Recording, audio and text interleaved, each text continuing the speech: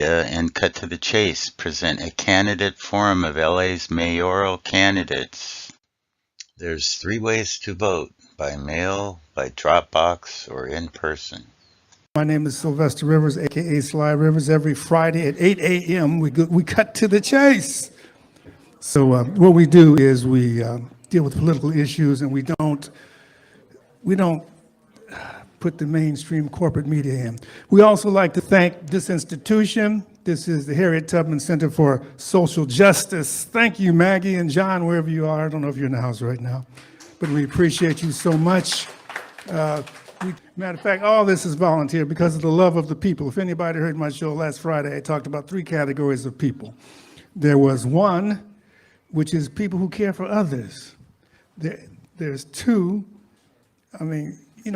I was in a debate and somebody said, y'all care too much for other people. They actually told me that. Then there's other people who care about themselves and a certain type of people. People in their category, like blacks, whites, gays, whatever. I'll accept them, but I don't like you, I want to kill you. Then there's those people who don't care about anybody except self. You like yours, what is it, number 46? Like 46. Only me, that's it. We also like to thank Charlie. He's live streaming it. And so let me see, we like to thank Aki Bamboo for donating the food. And who am I missing? Okay, so what we're going to do, if y'all would take your places, we're going to start this program. This is a Los Angeles mayoral debate, or excuse me, forum. So I appreciate these candidates who RSVP'd with us, so that knows they're doing something. Others, one said no, because she couldn't do it. That was Susie Kim. Then others just ignored us. Why did they ignore us? Because they think they got that kind of power. They think they're ahead, so they don't have to interact. They don't have to get, if I'm running and I believe in myself and the people, I'll go anywhere and debate with anybody. I'm not trying to pick and choose because they're probably getting paid. Anyway, let me introduce you to our questioners, people asking the questions. Is that a word, questioners? We got, I'll start with the lady on the right. That's Jan Robinson Flint. She's the executive director of the Black Women for Wellness. Give her a hand.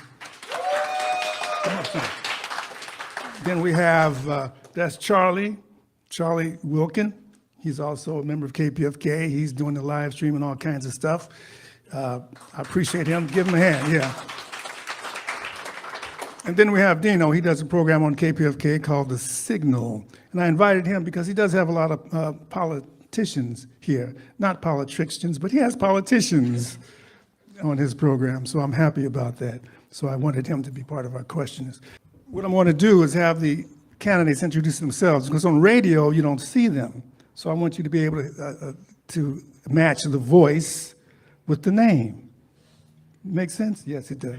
Just say your name real quick, and then we'll go for the 2-minute thing. Yeah. Hey, I'm Brian Acosta. Thank you, everybody, for coming. Look forward to this debate. Good evening, everybody. Buenas tardes. I am Assad Al-Najjar, and I'm running for mayor of Los Angeles. Thank you. Hi, my name is Andrew Kim. I want to showcase my baritone voice. Thank you. Hey, Andrew Kim, ooh, baby. Hey, everybody. I'm John Logsdon, running for mayor. It's nice to say that. Thanks, Sly. Thanks, KPFK, for having us. It's going to be fun tonight. Thanks. Hello, my name is Reverend Ray Huang, and I'm also running for mayor. So great to be here. Thanks. Hello, my name is Tish Hyman, and I am running for mayor of Los Angeles. I am very happy to be here. Thank you very much. Hi, everyone. My name's Andre A. Salivra, and it would be my pleasure to serve you as your next mayor for Los Angeles. All right, so how this is going to work, we're going to start. We have our timekeeper out there. Each candidate can come up and give a 2-minute overview or synopsis of their candidacy. So I'm going to get out your way, and we're going to start with Andre. Andre, come come up, introduce yourself again, and take it. Well, thank you to KPFK and everyone who's showing up here today. Truly, thank you for your support, for supporting grassroots candidates, not just millionaire, billionaire interests who are buying their way into our elections. I think it's a real indictment on Karen Bass, Spencer Pratt, Nithya Raman, and the other candidates who aren't joining us today because they're not here for the people. My name is Andre A. Salivra, and I'm running as a grassroots candidate for working class people of Los Angeles. I was born and raised here in LA. This is my home. My grandfather came here from Soviet Ukraine, escaped the Soviet Union in the 1950s, brought our family here so that we could have opportunity that there wasn't in the Soviet Union. Our family struggled growing up. I was in foster care as a youth. I was bouncing between my aunt and uncles and grandparents' places. It was tough growing up as a second generation immigrant here in LA. I was even homeless myself as a teenager here in LA at 19. But I fight. I do not ever give up, ever. I fight. It's in my blood. We're Ukrainians. We don't give up. So I pushed. I went through community college, got myself enrolled, got $3,000 in Pell Grants. It changed my life. Got myself into an apartment, worked full time, transferred to UCLA. I graduated near the top of my class. And I had options to go to other schools on the East Coast, some Ivy Leagues. I chose UCLA. Why? Because I wanted to be a product of the public school system here in LA. This is my city. This is my home. This is who I represent. So now I'm fighting for working class people because that's who I am. Every dollar that I've ever earned is my own. I've worked for everything that I have. And I'm good at what I do. I'm an engineer by trade. I think I have the right skills, experience, and also the right just values for this job. As a working class Angelino who understands our people, who's been homeless here in the city, who understands what it's like, I'm proposing solutions that no other candidate's talking about, right? Dormitory style housing for the homeless. We're gonna convert underused commercial office spaces all throughout the city, 500 units at a time, getting people off the streets, and then creating wraparound social services, mental health treatment, jobs training and placement, addiction counseling. Then we're also going to save Hollywood. This is really important, right? We're going to bring back Hollywood entertainment jobs by closing off Hollywood Boulevard and Broadway, historic Broadway, to pedestrian traffic, making sure that people can come from all around the world to see where entertainment is made here in LA, revitalizing our tourism, revitalizing our Hollywood entertainment workers, and making sure that we have tourism dollars coming into our city, support our city. Learn more about me at andreforla.com. Thank you. Hello, everybody. How you doing today? Awesome. First, I would like to thank KPFK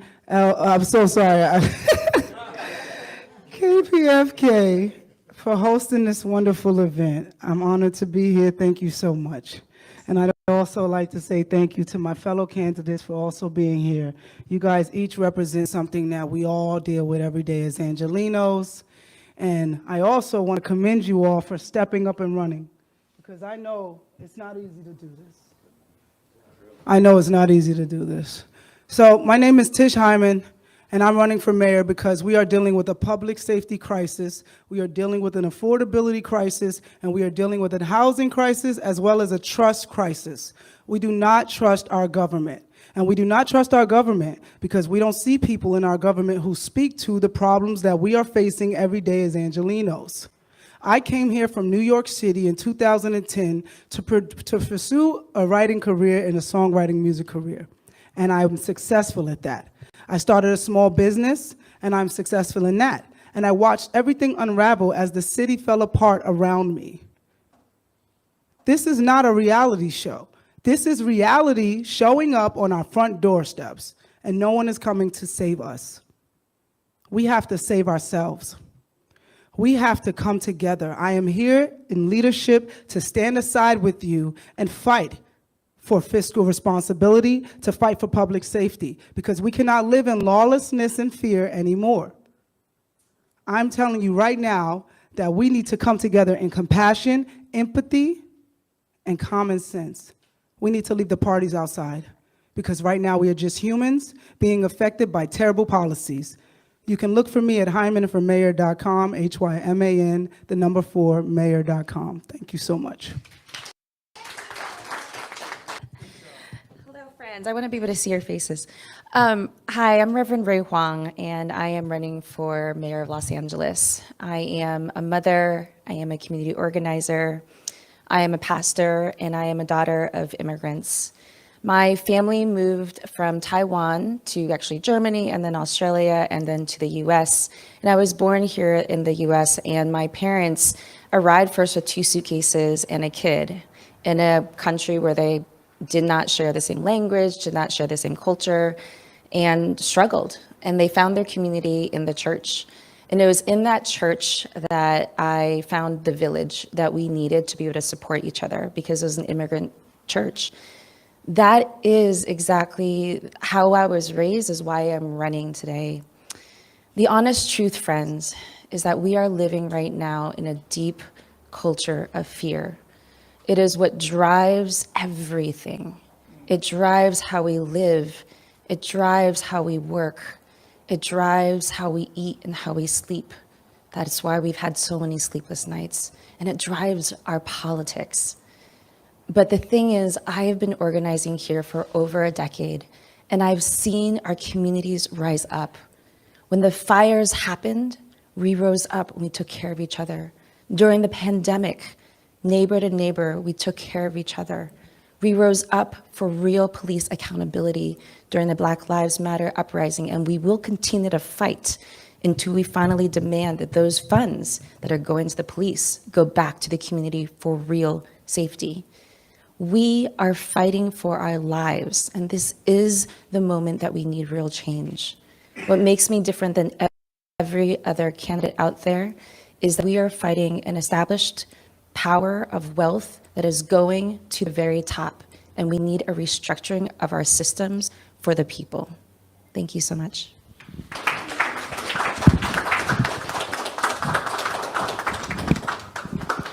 Hello, everybody. Thanks for being here tonight. Thanks, KPFK, for having us. My name's John Logsdon. I'm running for mayor of LA. I'm the common sense candidate. I'm right smack dab in the middle, and my journey to this point kind of started about 7 years ago.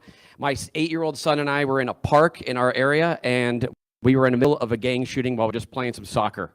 It was an intense situation and one that profoundly changed my life. I went into our neighborhood council and immediately started getting involved. Since then, I've been a chair of the Public Safety Committee, and I've also been on the board of the LAPD Pacific Division. So not only that, but I'm a first responder with the ski patrol at Big Bear Mountain Resort. And when the fires happened last year, I was boots on the ground. I was up in the Palisades helping out. Going back even further, I was actually back during Hurricane Katrina. I was one of the first people that was called up to go with the American Red Cross. So I've seen huge disasters, both big and small. My day-to-day job, I'm a producer and a director in the entertainment business. I own a production company, and I've worked on well over 1,000 projects. I've worked on everything from music videos to live concerts to music videos and feature films and documentaries.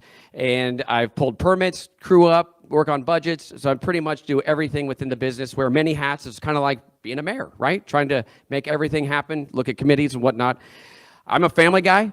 I have 2 teenagers. I know what it's like to raise kids in this expensive city, and it's not easy. We have to make sacrifices, and of course, LA, we're always concerned about how safe it is. My wife and I were always concerned about sending our kids out there. Now that they're out driving and in high school, it's kind of a scary thing. I love Los Angeles. My parents, grandparents, even great-grandparents all lived and worked here.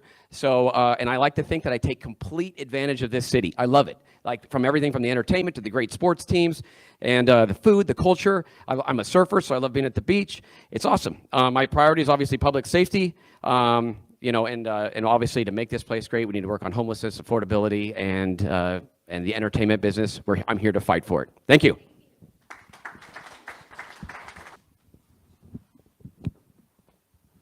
Hello, guys. My name is Andrew Kim, and I'm running for LA Mayor, office of LA Mayor.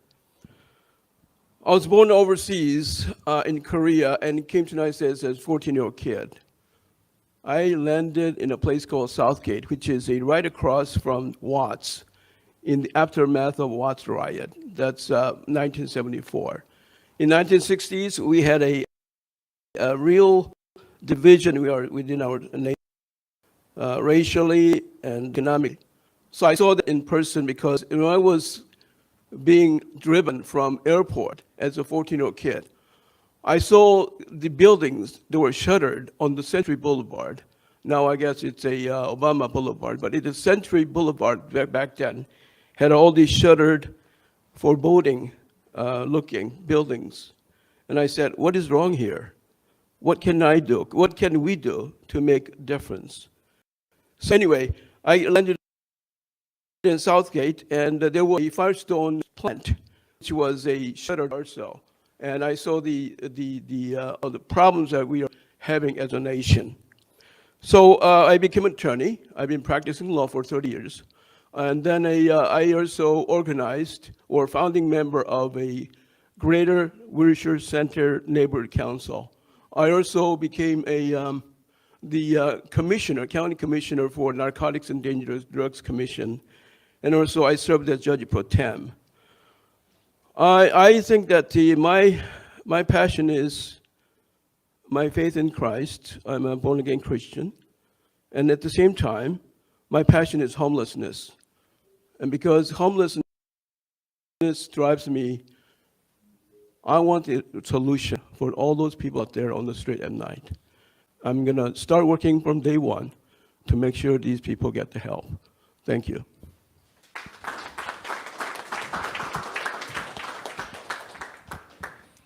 Good evening, everybody, again. It's a pleasure to be here. Thank you, KPFK. And I'm Asad Al-Najjar. I'm an immigrant who landed here in the early 80s in pursuit of education and the American dream. Upon my graduation, I was blessed to start working for the city of LA. And that was the beginning of where I am today, because back in August 1989, in the hiring interview, they asked me the last question, where do you see yourself when you retire? And I said, the mayor of Los Angeles. And on the spot, I got hired. Since then, I started working very hard on that path. So the first decade, I got involved in all kinds of civil engineering projects and structural projects. The transit system, the trains you see, the D-line we just opened, a lot of these, I led the teams to get them there. I was blessed to work under Tom Bradley to begin with, and with the Reardon era, I started learning and working on the budget.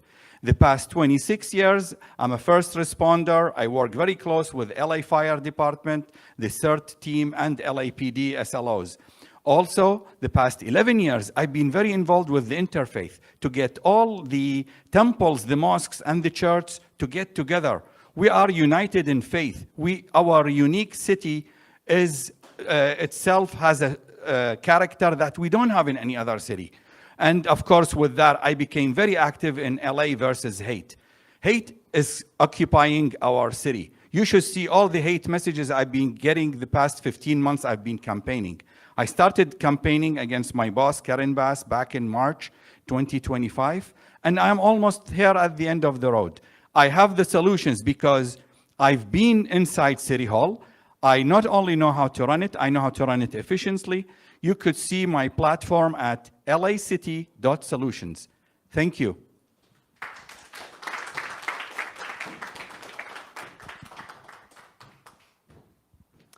Hey everybody, I'm Brian Acosta, running for LA City Mayor. How many people in here are thriving? Exactly. I mean, Tish said it beautifully earlier. We have to be the ones to save ourselves, and that's why I'm running. My campaign is really all about setting people up for success and making sure that Los Angeles becomes that shining beacon that we all remember it to be. Because, you know, I was born here in LA. I've lived here most of my life, and I've just seen the city just completely fall from what it used to be. And so my platform is all about affordability, you know, housing, taking care of the homeless problem, and then also creating next-gen solutions for the systems that we currently have, because I feel like we're really running on really outdated systems, and so we need to be able to bring tech in. We need to be able to, you know, take that that next generation thinking to be able to create the new systems for tomorrow so that we can be successful today. And that's truly the crux of my campaign. I love this city, and you know, I plan to stay and fight, whether it's on this platform or another one. I'm not going to give up the fight. And you know, I encourage you to check out my website to see the rest of my platform at acostaforla.com. Thank you. KPFK Media and Cut to the Chase present a candidate forum of LA's mayoral candidates. There's 3 ways to vote: by mail, by drop box, or in person. KPFK Media and Cut to the Chase present a candidate forum of LA's mayoral candidates. There's 3 ways to vote: by mail, by drop box, or in person. Thank you. All right, now we're going to throw it over to our questioners. Jan, you want this is Jan Robinson Flint with the Black Women for Wellness. But at any rate, thank you, Sylvester. Thank you, Maria. So what I was going to say, and I think there are 3 mics up here that folks can answer questions with or be prepared to answer questions with. So Sylvester and I have known each other about 40 years. And we were having a discussion on El Hajj Malik El Shabazz, Malcolm X, whose birthday would be celebrated on May 19th. And one of the great speeches that he gave was the ballot or the bullet. And he did that in Detroit in 1964, which was before the Voting Rights Act was signed. So here we are in 2026. A point of information, he did, that was the name of the speech, but he did several of those speeches called the ballot or the bullet. The one she's speaking of is the most iconic one. Go ahead. All right, so then therefore I will get to the question as opposed to the prelude since there's been. So here we are in 2026, and once again, on a national front, we are having lots of challenge to people's voting rights, right? If we look at Tennessee, if we look at Alabama, if we look at Mississippi. And when we look at California, some of us feel we don't have a challenge to people voting, but maybe we do. Maybe we have 26% of the people who are undecided about who to vote for, perhaps because folks have given up on democracy. So what do you say to those 26% of the people who are still undecided? Yeah, great question. So the first thing that I'll say is stop voting for money. Right? This is the problem. We keep voting for money and we wonder why this city and this country isn't working for working class people, right? Karen Bass, establishment money. Adam Miller, billionaire money. Spencer Pratt, nepotism money, right? And these are the people, because they have money, they get visibility. I encourage everybody, look down ballot. These candidates, there's a lot of great candidates here. They're fantastic candidates. They deserve your vote. You should be considering them. Don't just look at the money interest. It's our civic responsibility to look down ballot, see who those candidates are that we can support and help raise them up, because that's how we win. People helping people, not money. So I encourage everybody, start looking down ballot, find a candidate that you like. They're out there, and support them. Get involved. An hour, 2 hours a month makes a huge difference to any of these campaigns, I promise you. It's more important, more valuable than money. So don't give up. Look down ballot, vote for somebody who really represents your interests, and I promise you it won't be somebody who's coming from money. So that was what I would say to the voters. Anybody else want to hit that? When you come up, just say your name before you start the answer. Andre Salivra. Thanks, Andre. Very passionate. Guys, listen, I feel your pain. A lot of people have given up on our democracy and they think our votes don't count. But I urge you to understand that they do count. The biggest thing that they did was fool us into thinking our votes don't count. Look at each candidate, read about their policies, and pick the candidate that works for you. I say to the 26% that are undecided, I understand why you're having a hard time choosing, because they're only presenting you with 3-4 choices. But there are plenty of people running for mayor who truly care about this city and who have plans. I urge you to go look at my website, which I have a focus on public safety with a regard on women's safety, because I'm very focused and concerned about women's safety in the climate that we have today. I'm focused on economic revival. Focus on candidates who speak to the needs that you have. But we're here and we're ready to fight. It's not easy to put yourself out here and run for mayor, but we're doing this because we care about the city. So to anyone who's feeling unsure or uneasy, I ask that you dig deep for hope, because it is there and we are here. We're here to fight for you. Thank you. So I have a little bit of a different perspective on this. As I've been campaigning, one of the things that I've found is that people don't have the space, because we're getting hit with the war in Iran. We're getting hit with affordability. And so one of the solutions that I offered is something I'm calling the LA Now app. Earlier I forgot to mention I have 2 decades experience as a creative executive, working in tech and film and various other industries in the city. So I developed this app. And so one of the things of the app that I think is great is that it gives the space for it. Because how many people here could have shown up if we actually had push notifications on something for like a town hall? Or having better access to the candidates. Because they're right, there is so many good candidates up here that we're not seeing. So I really think that if we use technology to push accessibility, that's going to be a great way to get more people involved. And that's what I would be pushing for as mayor. All right, so this is Assad Al-Najjar. My platform is based on change and reform. I have a little of a cheat answer coming in from the wall when I came in. I was very impressed with what it's saying there. It says, I call for the people. I worship and kiss the land under their feet, and I will serve them the way they need. This is something really touched my heart, and I'm going to go by it, and I'm going to adjust my platform to that. We are here because we all love Angelenos. We are here all to serve Angelenos. We have a failed mayor. Yes, I see her every Monday and Friday, and believe me, if she listens to 1 in a million of what I say, she wouldn't be in the boat where she is. We have a failed councilwoman. She's lucky CD4 is running the way it is because the people she got know what to do. Right now, change is imminent. You need to find the people, such as myself, who's been building the city, and now they need a chance to maintain it for you, to bring it back to its golden age. Thank you very much. This is John Logston. Okay, yeah, to the 26%, this is what I'd like to say. I am the mayor that everybody wants, they just don't know yet. And I like to say that because the media, they kind of just go for the top 3, top 4, top 5.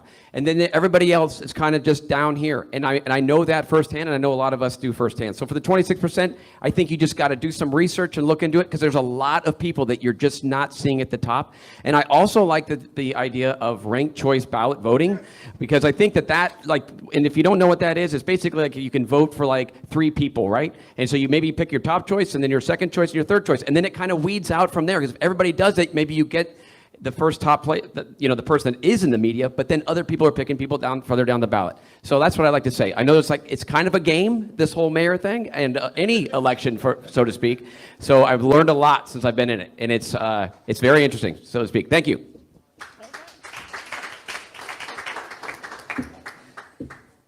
I want to give a kudos to those 27% who I think is a very independent-minded, and that's what it takes. We want people who think for themselves and make a decision based on their own study of the issues and the people they vote for.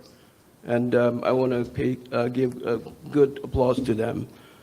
I want to say that this is we have a historic opportunity at hand, and it's good that we are so many undecided voters, because if you vote for those 3 others, unfortunately, I never saw them in the same podium or place ever.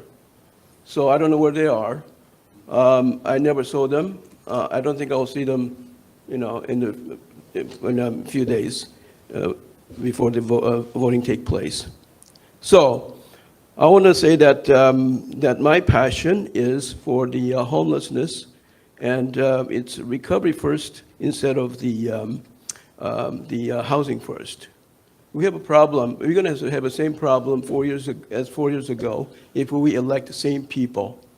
And you're going to have the same people shouting there's a crisis, our city is going down, there's going to be emergency declared from the day one. We're going to say the same thing after 4 years. So we applaud those people who are still undecided, and make a decision based on your own study. Make sure that you make your own independent decision. Thank you.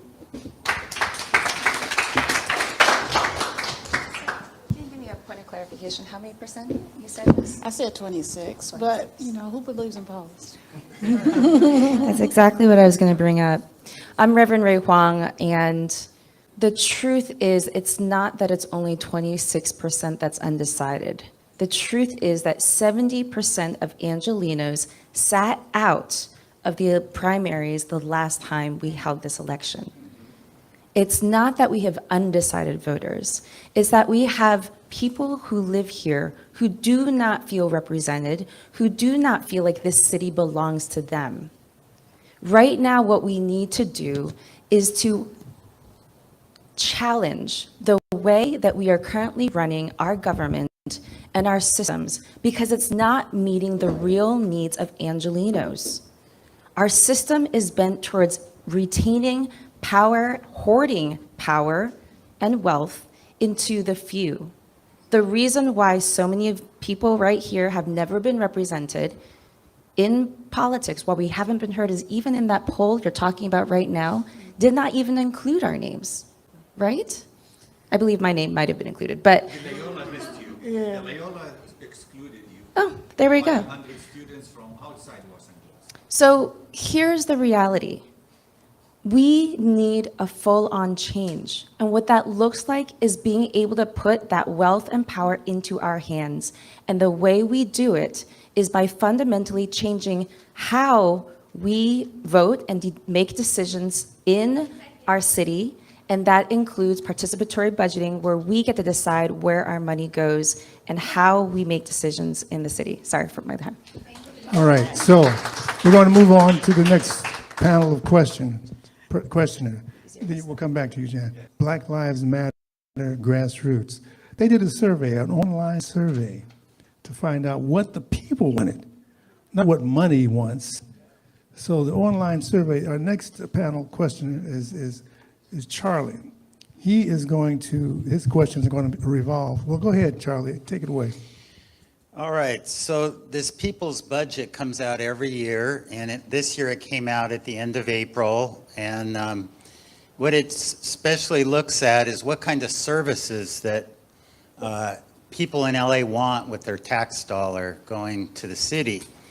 And some of the key demands were, on this particular survey of 1,300 people, police funding reduction. Nearly 90% of respondents rejected increases in the LAPD budget, which often accounts for a high percentage of city spending, roughly 46% in previous years, and a shift to public services. Residents advocated for increased investment in affordable housing, mental health, crisis teams, and park maintenance. And reimagining safety, a focus on non-police responses to community issues. And the contextual difference is that the mayor's proposed budget for 26-27, in contrast, Mayor Bass proposes $14.9 billion budget that increases police hiring to 510 new officers, targeting 8,555 total officers. Well, in the context that we have, our country has about 10 times more incarcerated people than other modern countries in the world. Would you say that, would you weigh in on the side that we need more police, more budget for police? Or what do you think of this idea that this people's budget ideas, proposals? So, what is your opinion of those? Go ahead. As you're coming up to the mic, I'd like to just say that the reason Karen Bass, she had promised not to increase the police budget, but she did. So a lot of organizations did not sponsor her for that reason. The other thing is, being a black person in Los Angeles, 10% more black people are stopped by the police. So we don't see it as a safety, we see it as something else. It's another gang, another one of the gangs. But anyway, that was your question. Go ahead, Ray. I am very proud to say that I've been a part of the People's Budget LA Coalition from the very beginning, since 2020, when I was part of the City Hall presentation about the first survey that came out, where we, again, for 6 years, by the way, we've been carrying out this survey. And each time, tens of thousands of Angelenos now have filled out this survey. Every single time, at the very top is housing. At the very top is food security. At the very top is job security, all of the basic needs that we need for us to prevent crime from happening in the first place. Why does crime occur? Because we are in survival mode and we have nothing else to be able to survive with. So the best way to stop crime is by actually providing people's basic needs. And when crisis occurs, because crisis does occur, we make sure that we meet the crisis with what they need to have, whether it's a mental health crisis, whether it's a physical health crisis, right?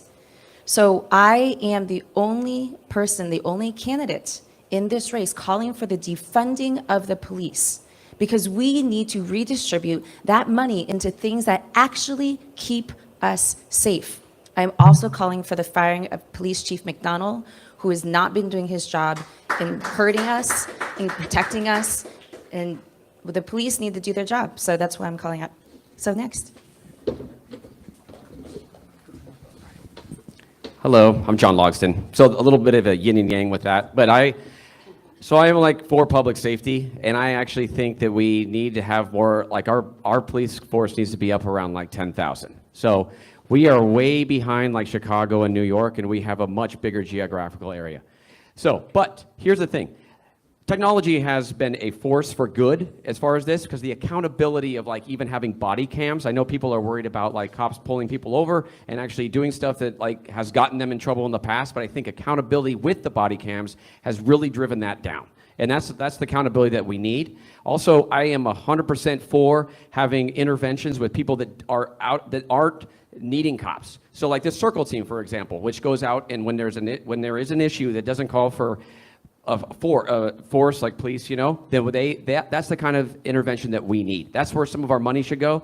So that's where I feel about that. And like, I think what we need to do with all the Olympics, the World Cup, and just how much happens in this city, we just need to make sure that we have a good, solid police force. Thank you. Good. John saved me a lot of the argument. He already said it. Because he is like me. We're first responders. We work close with the LAPD. Look at it this way. I mean, with due respect to all the candidates, I'm the only candidate that actually works on the balance. None of the mayors that I served under, the 6 mayors except Reardon, did actually understand and look through the budget and understand the budget. Our current mayor has no clue what the budget looks like. Her 9 deputies are totally incompetent to know what's going on. It's very simple. We have a balanced budget in a way, but the net balance, when you come to the police, the capital expenditure versus the operational expenditure, that's where you lose track. And all of a sudden, you have overstressed officers sitting home. So your actual officers serving is down in the 5,400 versus 87 on payroll. And all this has to do that on day one as your mayor, I will audit the budget and fix it. I can fix it. Not only that, I'll use only 80% of it, and 20% will be as unforeseen condition or for the next mayor, or like the 2 colleagues here who deal a lot with the IT budgets, they use it for other stuff. Thank you. Next candidate, and you have 30 seconds to respond to something that you don't agree with. So feel free to do that. So for this issue, I think the conversation is like take away money, add money. I think it's actually just reallocating the resources we currently have. You know, replacing the police chief, having a police commission that actually reflects the views and wants of the people, so that they can have better oversight over you know, people that are doing the bad actors, and then also having good things for the good policing, because there are good cops.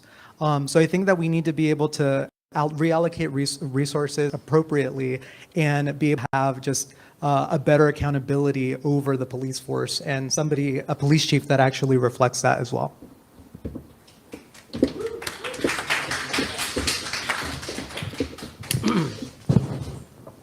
Some of you may not know that John was a former police officer himself, so he has a little different opinion about that. I'm also in agreement with John that we need to increase the police presence. I would say maybe about 1,000 or a little more. because I think that safety is a very important engine for the prosperity within our city. So we have a problem with our crime, and that need to be curtailed. And then somebody said that the police chief McDonald should be fired. I don't know about that. I think he's doing a tremendous work. I think he's doing a good job at a very difficult situation. I think that right now the problem that we have is a homelessness issue that is so dwarfing the whole situation, where the crime and drug issues are prevalent out there. So we need to curtail. As long as we can curtail and take control of the homelessness, I think you can go a long way to make a less burden for our police department so that we can have perhaps less police officers out there. But right now we need the police officer because we have a FIFA and the Olympics that's coming right now. Thank you. I'm just going to say one thing real quick. This is John Logsdon. I appreciate it, Andrew, that you think I was a cop, but I actually was never a cop. I was a first responder, but that's it. So thank you. Just clarifying, I'm all about truth. So there you go. So look, I'm going to answer the question. Yes, I believe in a people's budget. I believe in civic assemblies. My name's Andre Saliva. I'm running to be your next mayor for Los Angeles because I'm representing the people of LA. It's our money. It's our taxpayer money. These politicians think they know better than us where our money should be spent. No, they don't. We need to fight for it. And this is why we don't support LAPD increasing their budgets. Why? Because we see that LAPD has a culture problem, right? This is the problem. If the LAPD were treating people with respect, with dignity, we might be in favor of increasing their budgets, but they don't. They beat the hell out of us. They fire rubber bullets at us. They violate our rights. They spend $300 million a year in liability payouts. It's a culture problem, and McDonald's responsible for that, and so is the mayor. Right? As mayor for Los Angeles, I'm going to reform culture at LAPD. I'm going to make sure LAPD knows they work for us. They respect us. They treat us with dignity. Even if you're a criminal, you get treated with dignity, right? That's important, right? That's justice. That's what our police need to stand for. And so, yes, I believe in making sure that our police are held accountable. We will not increase their budget until they treat our people better, period. Thank you. So guys, I wanted to go last because I'm not an engineer, but I grew up in the Bronx, New York, in an under-policed area on welfare. And I don't believe we need less cops. I think defunding the police is the opposite of what we need to do. We need law and order and accountability. Now listen, we are in a new day where there is technology that can hold officers accountable. We can do better training. We can reallocate money into training so we have less liabilities and they know how to do their job better. But I grew up in a neighborhood where there were no police, and it was scary, it was dangerous, and it was very hard to get them to come out and service my area. When you defund the police, I believe that the poorest neighborhoods suffer because Beverly Hills is not having this problem. West Hollywood is having less of a problem. There's going to be police there. But we need to make sure that our police are trained properly, the funds are allocated properly. We also need prevention programs. What stopped me from turning to crime is having after-school programs. It's those programs that gave me insight and gave me inspiration. There's a balance here that we need. We don't need less police. We need better trained officers. We need better emergency response services. We need to be safe in our communities. So I don't think defunding the police is the thing I support. Reallocating funds and making sure our officers are trained and making sure that the people who need it most get the safety and the help that they need. Thank you so much. I'm Tish Hyman. Just a clarification, it's not to just defund the police, it's to reallocate the money so it goes to other things. In terms of reallocating the money, here's the thing we also got to understand about LAPD, right? Is that right now, LAPD, the average police officer makes $80,000 to $110,000 in their base salary, and they make another $20,000 to $50,000 in overtime, right? And the reason for that is because they don't want to hire more police officers. They like when there's fewer officers so they can raise their overtime. We need to cap overtime. That's a big part, I think, that we need to start talking about. You shouldn't be able to make double your salary in overtime, and that, I think, is an important thing in determining how we're reallocating the police budget. Everybody, right? Everybody went? KPFK Media and Cut to the Chase present a candidate forum of LA's mayoral candidates. There's 3 ways to vote: by mail, by Dropbox, or in person. KPFK Media and Cut to the Chase present a candidate forum of LA's mayoral candidates. There's 3 ways to vote: by mail, by Dropbox, or in person. Okay, so our next panel of questioners is the mighty Dino. His program comes on every Saturdays at 12 to 1. Thank you. So first of all, let me congratulate all of you for having the courage to do this. Ray was on my show, and I always like to ask that question about what made you go and run for office. So props to you all. I want to give a little context to my question, and this is going to speak to you all as you face the challenge of one day becoming a public office holder. And that's this. Around 2010, the city of Los Angeles, the county of Los Angeles, started picking up the dubious distinction of being the wage theft capital of the nation. Today, the city, the county of LA, is still the wage theft capital of the nation. On average, $28 to $30 million are stolen every single week, a majority of which is impacting immigrants, other migrants, women, people of color. For the last 15, 16, whatever years, every new wave, every new generation of elected officials, especially those that come in with the passion, with the drive, with the dedication, the determination to make changes. As somebody who's worked in public policy for as long, 30 years, this has been one of the issues, full transparency, that I've been a part of. And in the last 3 years, we've been looking at possible changes all of a sudden. For the first time, it's 2010. And then 3 years ago, we were told, budget, we're not going to be able to pass these changes. A year later, budget, we're not going to be able to pass these changes. And all of a sudden, I found myself saying to my colleagues in the public policy arena that I work in, yeah, we're going to keep going as the wage theft capital of the nation. Here's where I'm getting at. Many of the folks who came into office since that dubious distinction in 2010, we've had 3 mayors, Villaraigosa, Scarcetti, and Bass. We've had dozens of council members, some that turned out, new ones that came in, some won, some lost. And again, every once in a while, you'd get somebody to say with passion, that's going to change under my watch. And here we are, 2026, and we still hold that distinction. At some point, everybody who previously said, I'm going to make that change because that's ridiculous, came up against one universal truth. You're walking into a system. I think it was Ray who said, we need to change the system. But once you go into the machine, Assad, you find out the reality, and I've heard it firsthand from elected officials who've said, Dino, it's not as easy as I thought it was going to be. You have to play politics. And here's my question. If and when you all get elected, how will you mitigate that reality? Because every step of the way, as we campaign, we have promises, we have realities that we say, look, this is what we need to do. And you walk in there and you realize the system hasn't changed whatsoever. You are walking into that system. So my question to you all is, how do you mitigate that reality? You, after all, will become at that point a politician. And you will have to negotiate. And you will have to come to, is it not collaborations, what's the word that I'm looking for? Compromises. You will have to compromise. And you will look back and say, okay, Dino, maybe we might not be able to address that.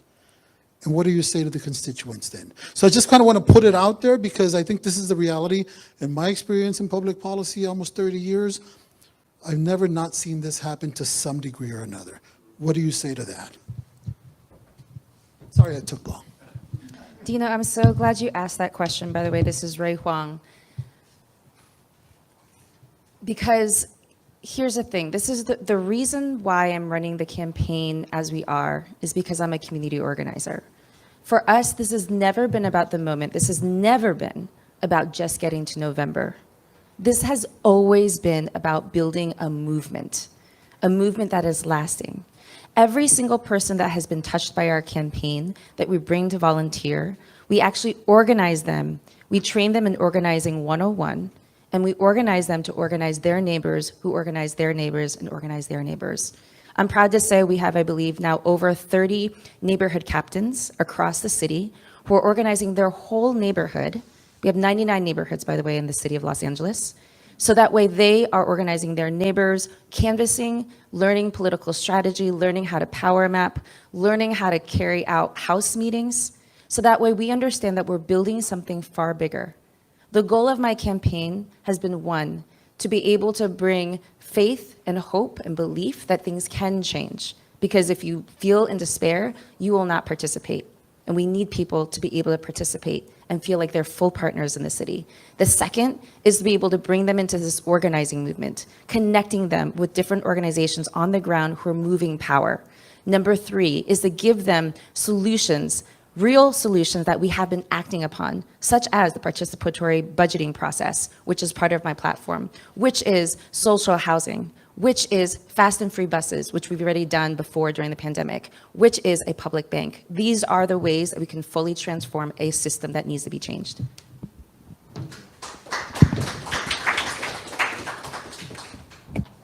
Oh, systems. I say let's reset the system. That's what I'm going to do in my LA Now app. One of the big things that I'm a big proponent of is having a digital bill of rights because, you know, we have advanced so much with technology. But until Congress gets their act together, my LA Now app is the next best thing. Imagine having a world where we could have a Yelp type review system that works in real time for all of our leadership. I think this is a great way to be able to hold people accountable in real time and actually, instead of compromising, saying, no, these are the things that we want as people to be passed. These are the things that our community needs, and this is how we're going to do it. So, and the great thing about it is, as a mayor, that gives me a bully pulpit to also hold these people accountable. If I'm able to see, Nithya spent $2 million building 2 bathrooms in Runyon Canyon, I'm like, hey, what's happening over there? Why are we overspending on something that we all know we can get for like 30 grand? So having that level of transparency and accountability is going to be key, and that's a great solution and part of my campaign on how we're going to change things. Thank you. This is Asad Al-Najjar. So as a senior manager, whenever I did any of the bids and the projects, I always insisted on the certified wages list because that was my own contribution within my little bound of the projects that I handle to put a limitation on the wage theft. The wage theft is happening a lot, yes. I've discussed it with the DA Hockman a couple times to find solutions on that. Like Ray was mentioning, the neighborhood council, when it started 26 years ago, we had the power to go in and try to do, even though we always stumble on a closed door, but that never stopped us from speaking until we had City Attorney Mike Fura. He put a gag order on us in which I've been fighting since 2016 to get over it. Heidi Stein still tried to put gag on us for us in the Porter Ranch Neighborhood Council not to speak about anything because they go, okay, you're a city employee, you're a Porter Ranch Neighborhood Council, and then you're just coming and say, I am an Angelino? Yes, I am an Angelino. I speak as an Angelino. The way we do it, we expand what I've been doing as a little senior manager in there on a citywide. And then we get the empowerment from the future city attorney to the neighborhood councils. Thank you, sir. Okay, city theft is, the labor theft is a very important, wage theft is an important aspect that we need to tackle, of course. But I think that more important is the whether a candidate is actually independent of the special power. I think that's very important. My candidacy has been, by the way, my name is Andrew Kim, I apologize, has been beholden to none. And that's my motto. And as you can see that, look for people whose candidate is supported by special interests. I think when you see that, then that person probably is going to be compromised by those interests. So the fact that we don't see those 3 other candidates here speaks a volume that they don't need you guys. They just need those special interests to get elected, so they don't really need you guys. So I think that that's one way of knowing it. I think that we need to have an independent audit of all the the departments so that so that our government, city government, is run efficiently. We did have a Department of Efficiency, but somehow it disappeared, defunded. But we need to bring it back. Thank you. Hey, everybody, I'm John Logsdon. As far as the wage theft, and I think this is where we are in 2026, honestly. I think we're at the precipice of where technology is here and accountability is here. So we should be very transparent where everything is going, how the money is being spent. Now, I'm not a politician, sure. I've signed up to run for mayor, so automatically I'm sure like all of us all of a sudden are politicians, right? We're up here, I'm up here talking right now. But what I'm saying is that like, when you get to City Hall, when you are the mayor and you're trying to, like as I was saying before, I was raised in a household that was a divided house. I was a Republican dad, Democratic mother. So I like to think that I personally bring people together. That's why I feel like that's where my leadership is. And as far as being accountable, and there's things that come up, sure, we need to play the game. Someone wants something over here in this district, someone wants something over here, and we got to do that. We actually have to come to a compromise. And that is where politics becomes that fine line. But I think what we need to be is we really need to be just transparent. So I have an ideology that I believe in, and if I'm going to try to go forward with that, and I'm going to try to push, but there's pushback on that, and I have to compromise, at least with accountability and transparency, the people that voted for me will know where I stand. Thank you. Tish Hyman, 3 things: audit, improve, replace. We audit, we find out what works, and if it works, we improve it, and if it doesn't work, we replace it with a system that does work. In regard to how I would deal with other politicians, one, if you look up here, you'll see a lot of people who are running for office who are not politicians. They are people who care. And these are not the only candidates that are coming up and trying to get into seats. There are a lot of council seats that are coming up right now, and really people who care are there. So what I'm counting on is going into a city council, because we have a weak mayor system. So no matter what I want to do, I have to work with the city council. So what I'm really good at, of what I learned in the music business, which is almost an impenetrable business, and I've been for Grammys and worked with Alicia Keys, Ty Dolla $ign, Kanye, it doesn't really matter, but the point is you have to negotiate high stakes, and there's high cost if you don't negotiate properly. I'm a master negotiator, I love people, and I believe at the core of everyone there's some little slight slither of good, and if it's in there, I'm gonna find it, I'm gonna heighten it, and I'm gonna bring it to the room. I can change the energy of any room that I walk in, and I believe in myself and my ability to unite people under one truth. We all want safety, we all want prosperity, and we all want a fiscal responsibility at the forefront of our government. Thank you so much. Tish Hyman.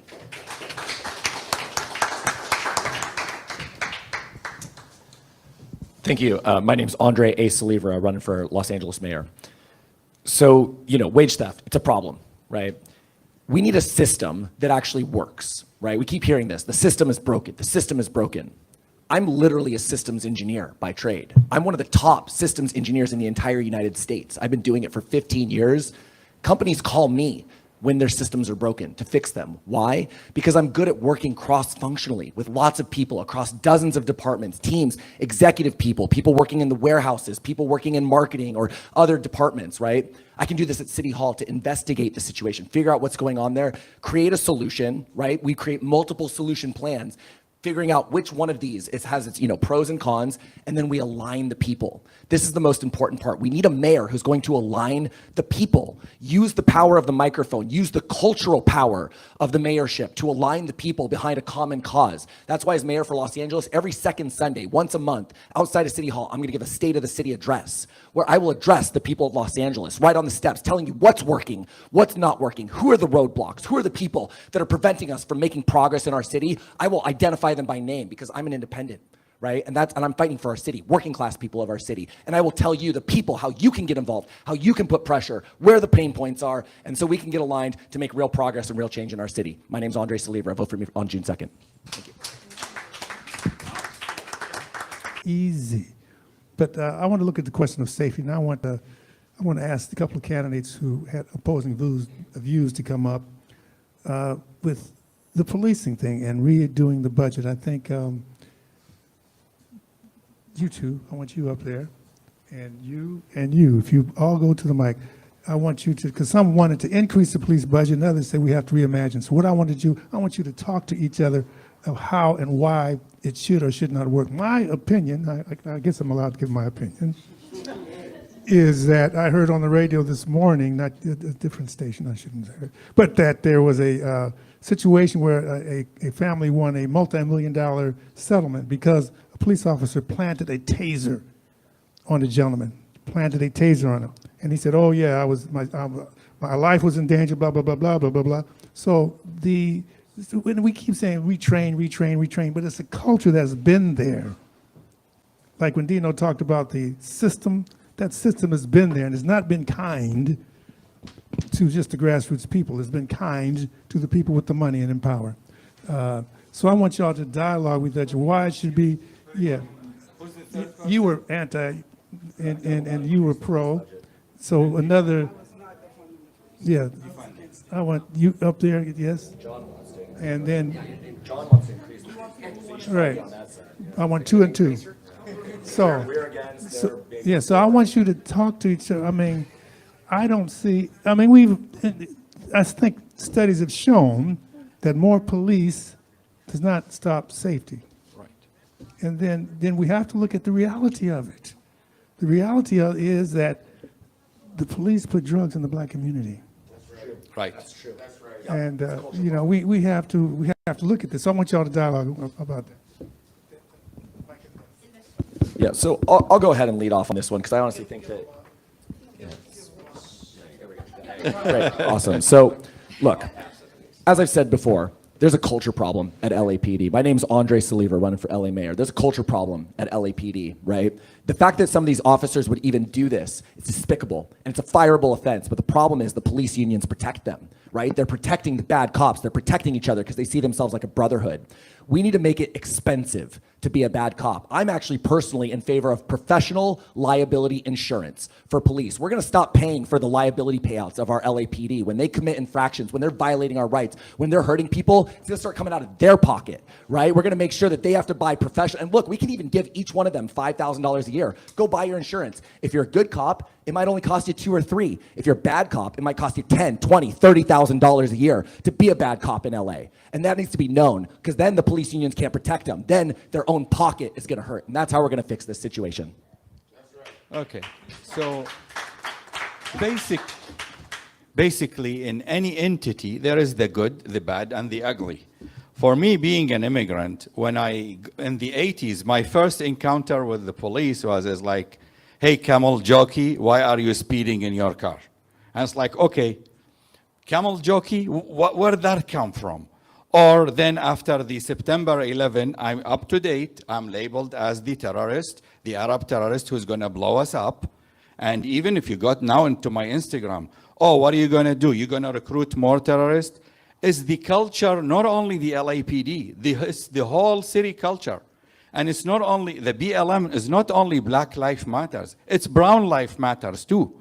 Because we are in the same category. The Arabs, the Latins, the Hispanic, the Blacks, we are all in one pot in which our rights are gone. I'm for balancing. You see, there is net balance. Look, we cannot have no law or an order. We need police force for speeding, for safety, for whatever is going. Look, the crime, whoever is doing the crime can be any color. Who's ever selling whatever it is, who's ever stealing, can be white, can be brown, can be black, can be anything. So you need a system. I'm for balancing it. We lost the civilians.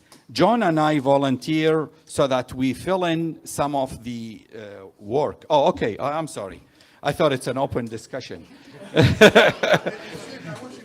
I wish, yeah, okay. Sorry, I'll give it to John. Oh, yeah, Ray can go first. Okay, we'll just go. Sure. I mean, the thing is, the history of the police, where they come from, is from slave catchers. Right. That is the history of the police. Who are the police protecting? What is the police trying to protect? Anybody know out there? Private property. Capital. That's right. Capital, private property. So if the police is meant to serve people, they're not, that's not what they were meant to ever do. That is the history of police. And we've seen it here in the history of Los Angeles, how corrupt, how historically racist, classist, homophobic, transphobic, all the sexist, all the things, you could name them, right? And so what we need to do, what Black Lives Matter is inviting all of us to do, is to reimagine what real public safety actually looks like and feels like. Because the Black community, out of all of our communities, including the Indigenous community, we are the ones under threat. They are the ones dying on our streets. And so in what way do we have a gang, an office, a department dedicated to killing our own? You want to talk about real safety? Let's talk about the fact that we have less police officers than we've ever had, and we have lowered homicides. Crime's down. And we're still increasing our police budget. Why? Because the Olympics are coming here, and they're here, to protect the capital and the power and the wealth of those who come and see us, this city of ours, as a playground. Well, enough is enough. Let's reimagine what real public safety looks like, and that means having people's needs actually met. And real quick, I just want you, okay, please Well, applaud. okay. That's great. Please Does applaud. it work? And I Okay. really, real quick, I just want to add real quick to that. She identified something that's really, I'm just going to add a quick second, something that's really important. We need to make sure that there's also an educational component, mandatory education, right, for our LAPD, because let me tell you, 2 times so far on this campaign, while I was flyering in public, doing my First Amendment right, LAPD cited me. I was cited by police officers twice because they don't even have enough education to do their job. So I think that's Okay. important too. Here's the thing. This is amazing. Sly, thank you for having this. What's that? Oh, yeah, I'm John Logsdon. But thank you, Sly, for having this little discussion right here. Okay, we live in Los Angeles, right, which has the crazy history of the LAPD and police. Probably out of anywhere in the world, maybe, right? So here's the thing.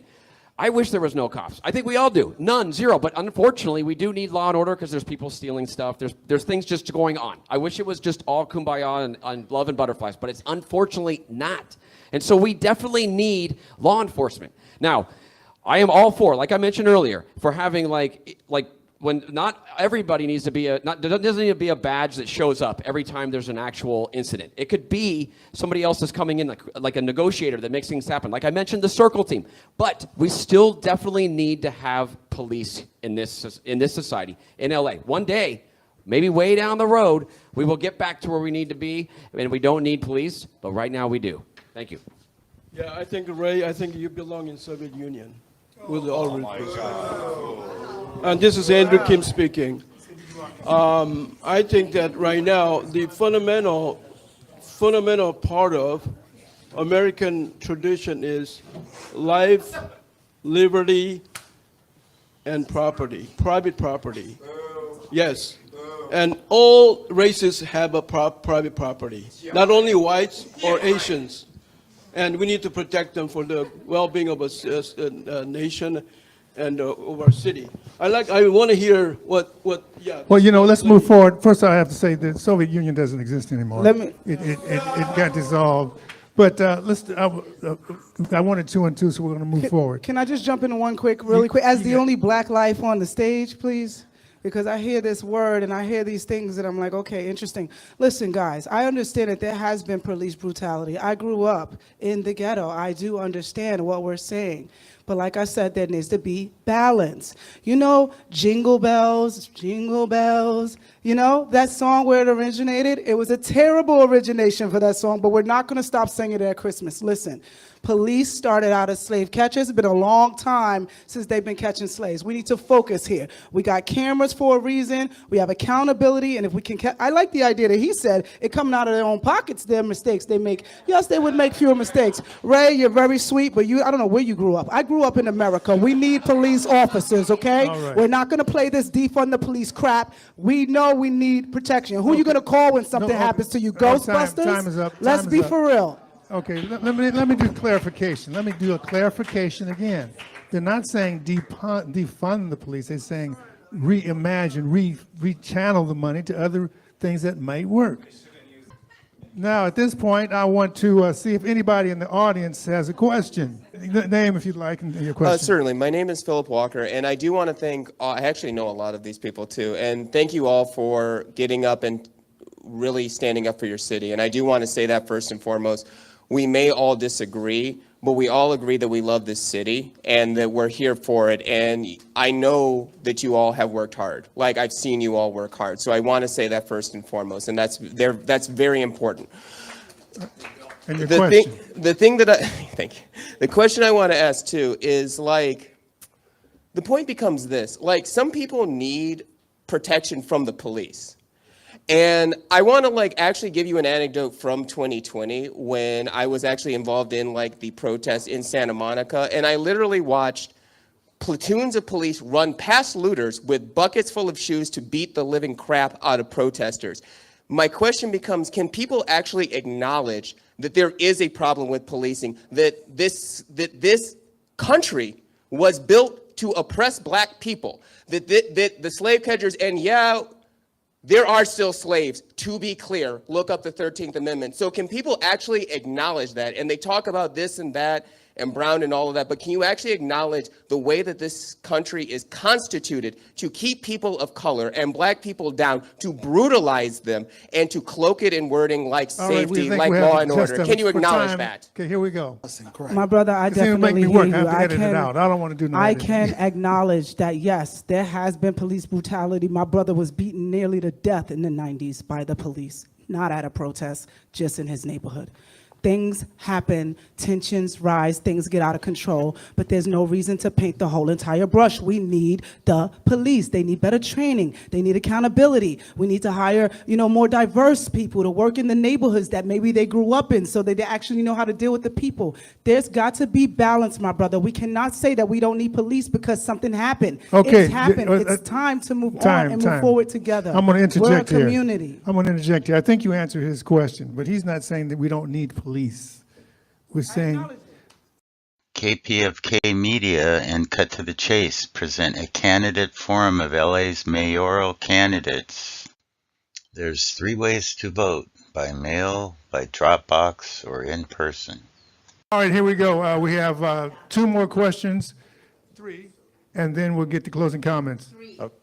Yeah, I said 3. Okay, good afternoon to all the candidates. And I've heard a lot about homeless problems here in the city.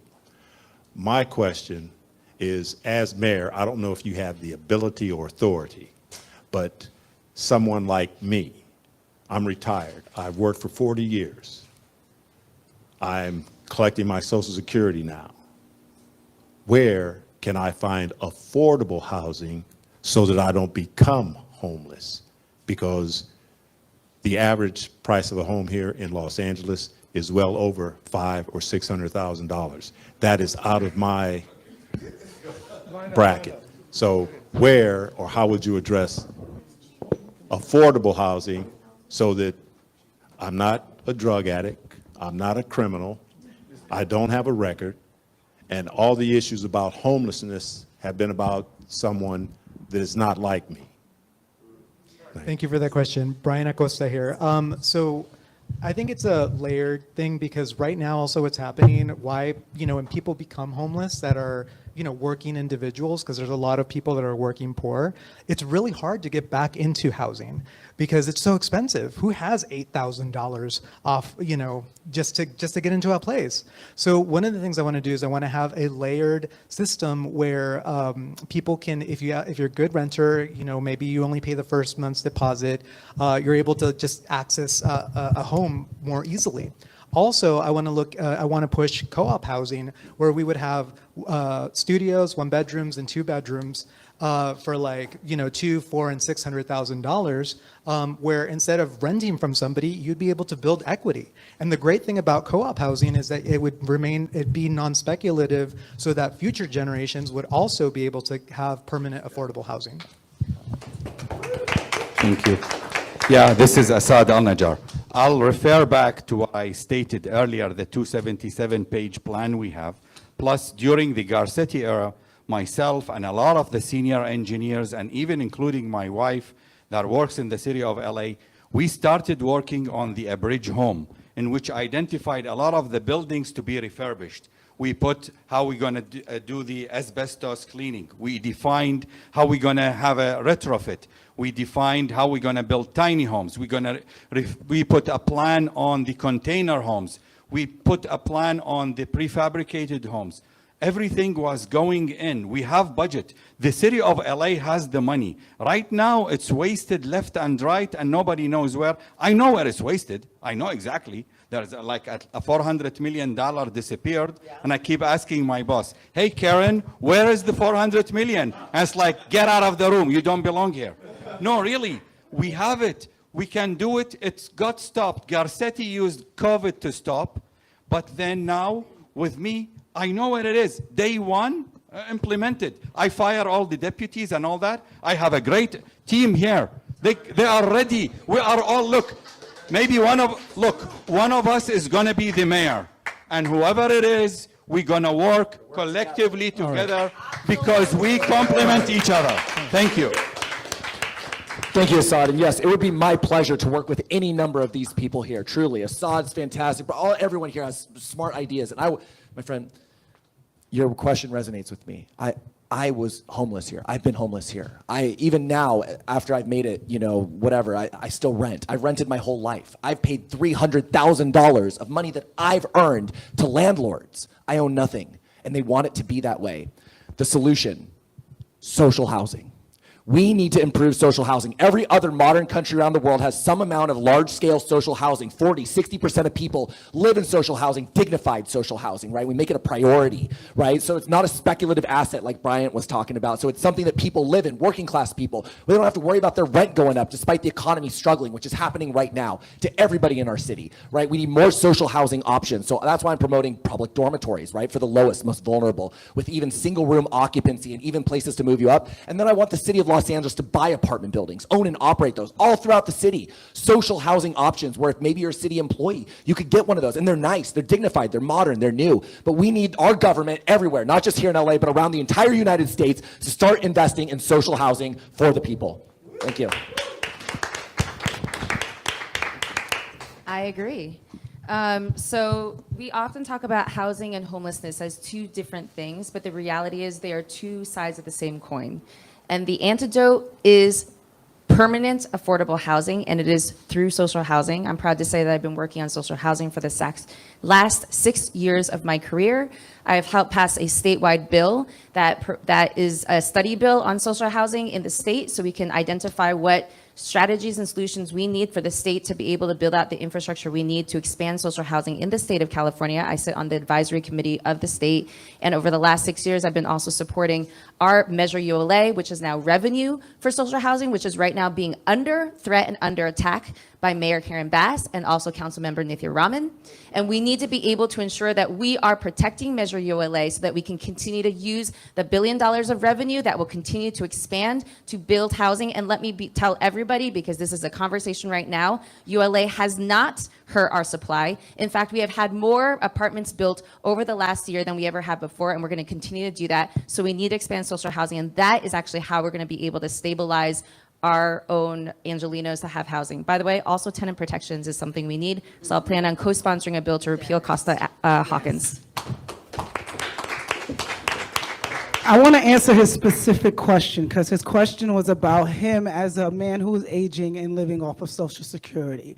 I worked with the CFB Foundation for many years, and what we do is we celebrate our elderly. When I traveled in Europe a lot, I saw a lot of elderly people out at the nightclubs and people chilling. My wife, she takes care of her grandmother. They're from Russia. She's taking care of her elderly grandmother. They're not putting them in homes because we find that the deterioration of the mind is happening in these homes. So my point is, the same way we have Medicare for like people who are above a certain age, we need Rent-A-Care for people who are above a certain age. And that's a program that's specifically designed to help people who are now living on Social Security, veterans. These are specific group of people that are really being overlooked because there are people that they feel are more in need than them. But the truth is that everyone has different needs. While I won't say social housing, social, this word scares me because we got the DSA creeping their way into our government through socialism. And we've got to be careful. We've got to be careful with words and manipulation. We are a sensationalized community, and we've got to understand America is under attack internationally from foreign special interests. Say what you want. I'm just telling you how I see it. I have the right to tell you, and you have the right to accept it or not, but do your research. Do your research. Next to the last, okay, go ahead.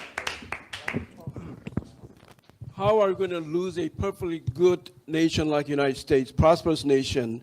I think that we have a problem right now with affordability. When we have so many of these houses and even necessities in daily lives, food, all that is so expensive these days. And I see so many people are having difficulty. I mean, Social Security benefits, I don't know, that doesn't cover anything near what's required for daily living. I myself, I worked my butt off all my life. I barely bought some sort of house, and some, area that's not very expensive, okay, in my 60s. So it is what it is, but we need to get this thing in control. And then we want to make sure that our housings are affordable, and then we want to make sure that the permits are streamlined, so that more houses are available for average people. And I think that's how we prevent a perfectly good society like ours from falling. Thank you. Hello, John Logsdon here. Make it 30 seconds here. Okay, first of all, I think rent control is the main key. That would be the key of what happens. You reach a certain age, and you're like retirement age, and it should just be capped. That's what I believe on that. Now, us working folk that are still out there, yeah, sure, it is what it is. But that's what I mean. I also think that we need to build. I know SB 79 is coming down. I don't want to be like going into all this, but I just want to say that I think that we need to actually build more in transit areas, create more housing stock that'll drive competition, which will actually create lower prices down the road. Thank you. We're going to have two more questions, and then we'll have closing comments. Hello, everyone. My name is Mohammed. I was born in Detroit. I recently moved to California to become an Angelino, Michelangelo.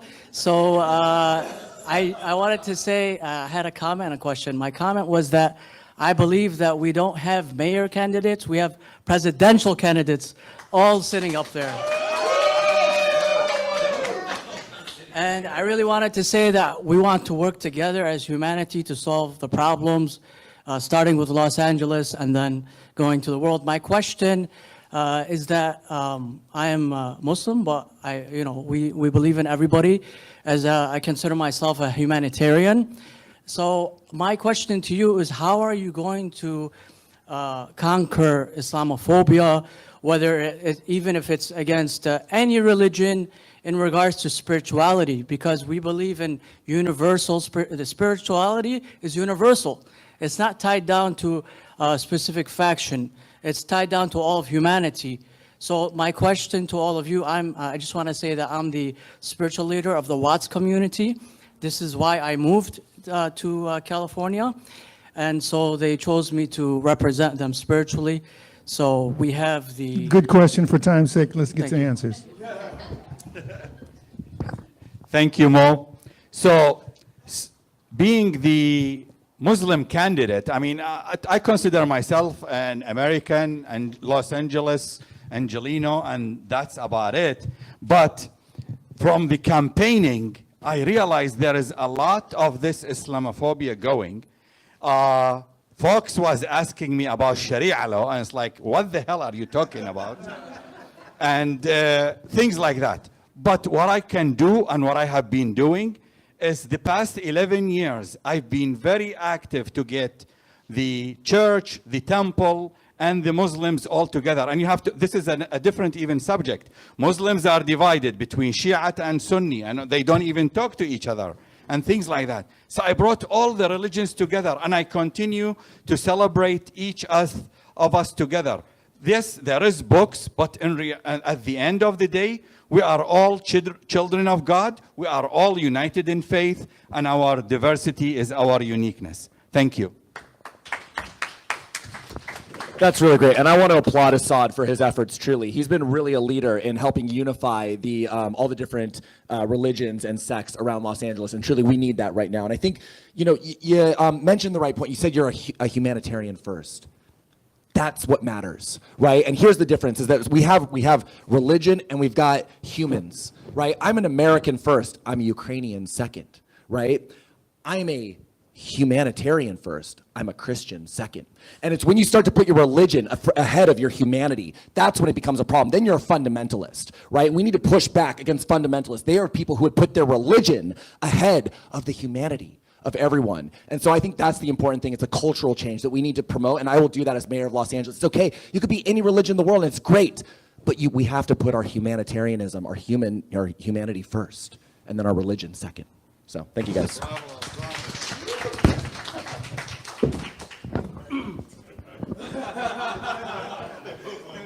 My name is Andrew Kim, and I want to remind you that there's a way to tell the good religion from bad religion, okay? You see the fruit of what they're teaching, the fruit of their product. Look, see the product, if it's good, 9 times 10, it's good religion. I say to the Muslims, do the good work. Do the good work for the community. Raise your children correctly, and do the example for our community. And if you do that, then you'll be recognized. And then make more of Assad, people like Assad, okay? So, that meant to be a joke. Anyway, so do that and then be good. And don't blow up airplane or enslave girls. What'd you say? That was very Islamophobic right there. Sorry, I was gonna speak, but now I feel like I just need a moment to process what just happened on a radio show. Woo. I gotta say, in the Harriet Tubman Center when you're here, no anti-Muslim stuff, no anti, no. No anti-Semitic, no anti-anything. All right, now.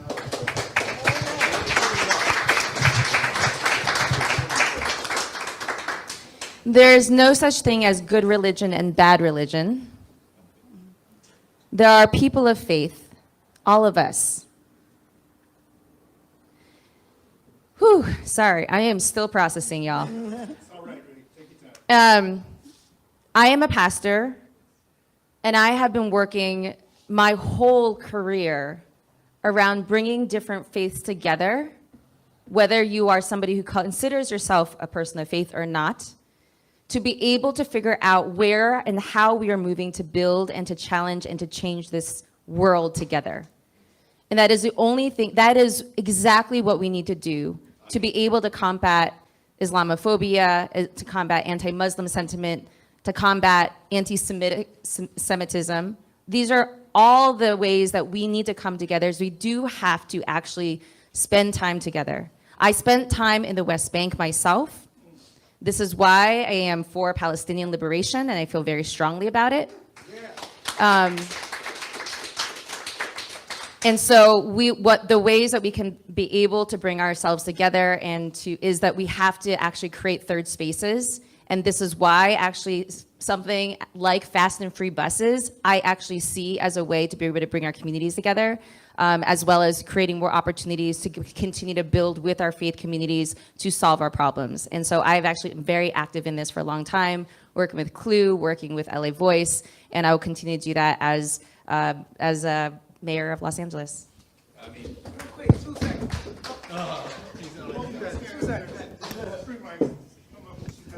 Hello, Tish Hyman. I was in Israel on October 7th, 2023, when the war started. And this is what I got from all of this as an American here. We are Americans first. We are whatever we are after that second. No one deserves to be discriminated against. No one deserves any hate. There aren't any special groups that deserve more protection than any other group. We all should be protected as Americans here because we all want the same thing: prosperity, safety, and for our city and people to thrive. So for me, I look at it all like whatever religion you practice, that's on you. We're all Americans. We're human beings first, and we need to act as that. Even with the parties and political, we're human beings first. We need to get back to humanity. That's my thoughts on that. Thank you so much. Brian Acosta here. So as a tech person, I actually think that because technology has evolved so fast, right now what we're feeding is the algorithm. The algorithm is what's really hurting us because what gets clicks? The people saying all these nasty things. And so as mayor, what I really think we need as a mayor, we need somebody that understands the technology side so that we can actually push back on it, because that's what's dividing us right now. You know, it really is. You look at TikTok, you look at Instagram. I mean, even my ads right now, it's so homophobic. It's just so ugly. And so we need to be able to have a mayor that understands technology and takes the fight to the tech companies. That way we can start bringing down those walls and we can start really unifying in a way that makes sense. Also on my LA Now app, there's a feature so that you could actually see what cultural events are happening, because right now we don't know. I would love to go to some Jewish bar mitzvahs or, you know, some Muslim temple activities, but we just don't know. It's always hidden. And so the app will make it easier to access that. And I just think we need somebody that can, you know, take a handle from a technology standpoint. All right, I'm John Logsdon. I just wanted to say, look at us mayoral candidates up here. Every single one of us is like, this is a diverse group, right? This is LA. This is what is amazing about this place. And it's also like we all come from different religions, backgrounds, cultures. So we all have to respect each other. That's the main thing. It's about love and how we are as humanity. That should be the first priority. I don't know who said that. Andre, I think you did. But you know what? Let's just be good people. That's all it is. If we were all good people, we wouldn't need cops. We wouldn't need all this. We would be able to just police ourselves. That's where it all is. So let's just be nice. And there we are. Thank you. Okay. Okay. Did he speak? Did you speak already? Yeah. No. Sit. We have one last question. You already spoke on this question. Okay, you want to speak? Yeah, you can do that. Somebody.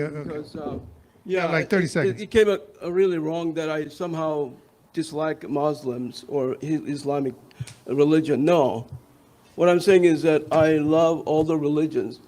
Islam is one of the main religions that I respect. That's all I have to say.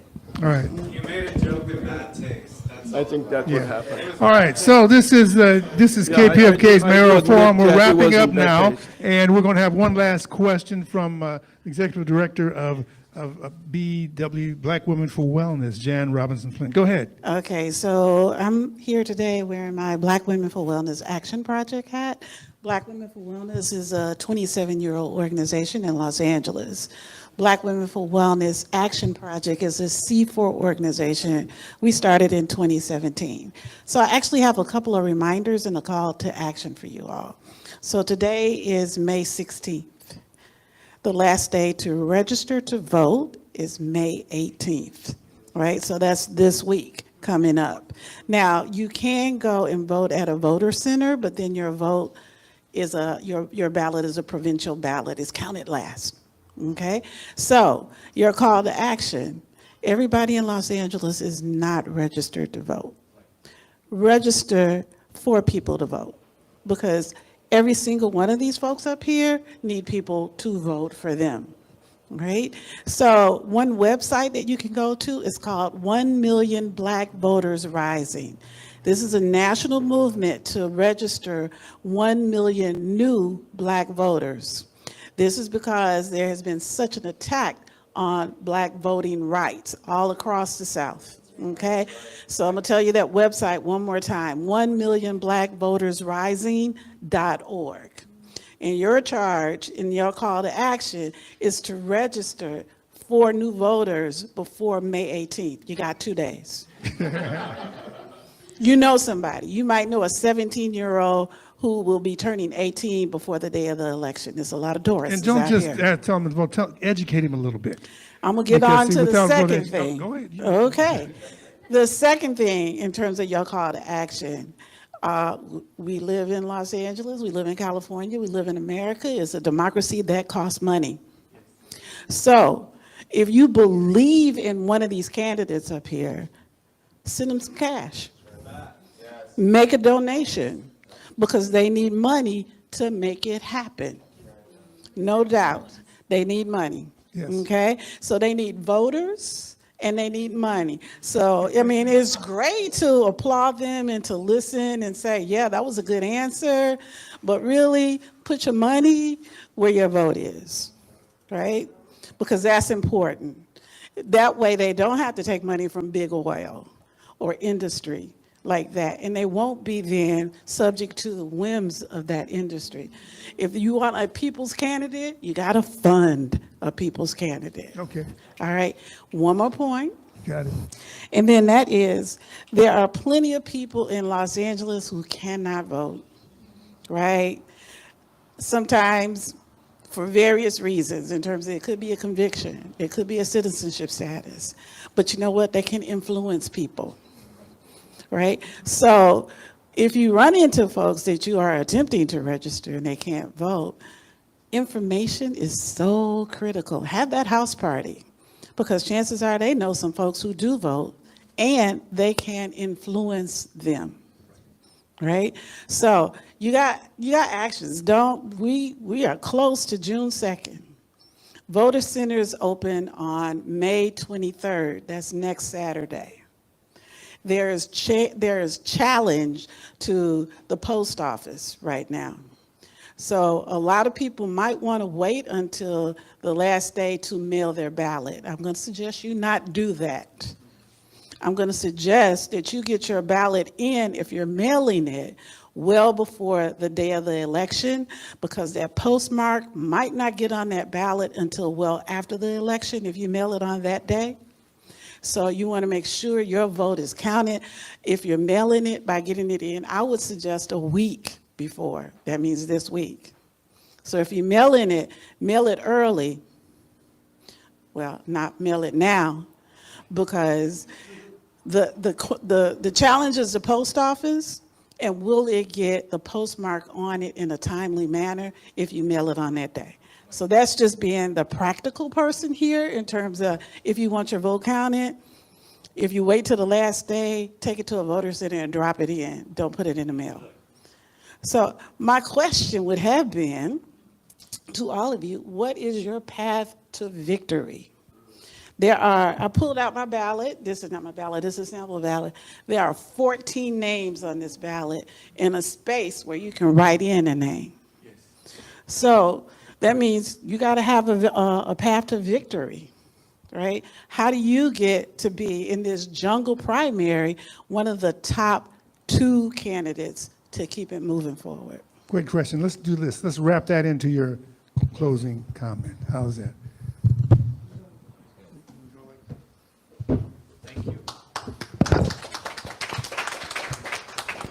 Brian Acosta here. So campaigning, being on the campaign trail, talking to people, seeing how the media has treated this whole campaign, the reality is that money talks, status talks.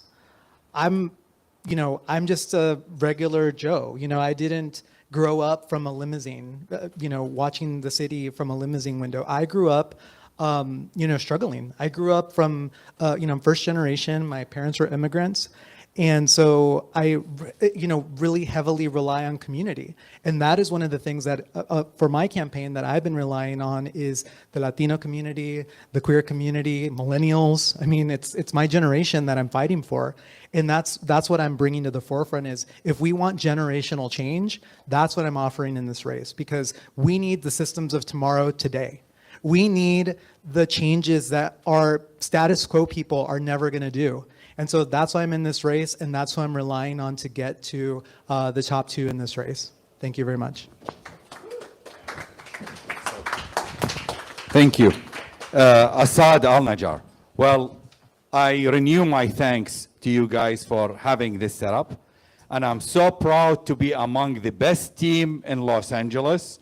And I really, from my heart, wish one of us is going to be the mayor, because I have no respect for the other 4, really. What I can do is, and what I can bring is 37 years of really hard working to be where I am today. And that has really been the path for me. For many people, for many heritages, for many neighbors, you name it, anybody in not only United States, globally, I'm the 311, I'm the 411, and the 911. Wherever it is. And I will continue that. It's an honor that I've been serving Angelenos and with my job 40 hours a week and in volunteering 60 hours a week. And it's in my DNA. Regardless, I win or lose, for the next few years, I will still continue to serve you guys because my wife doesn't want me to retire, even though I am qualified. But it's an honor to serve Angelenos. It's in my DNA, and I love you all. Thank you. Hi, my name is Andrew Kim. Thank you for listening. Thanks for inviting me to this wonderful location, Harriet Tubman Center. I really respect this this center represents. My clear path to victory is stay focused, agenda-driven, issue-driven, that is. My homelessness issue is the foremost of my passion. We have a misguided policy, keep on making our homelessness a victim.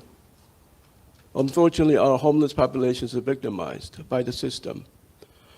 My logo is my motto is Project Liberation Los Angeles. I want to liberate our city. I want to liberate our homelessness people. I want to liberate our family. I want to liberate my church. I want to liberate American dream. Thank you.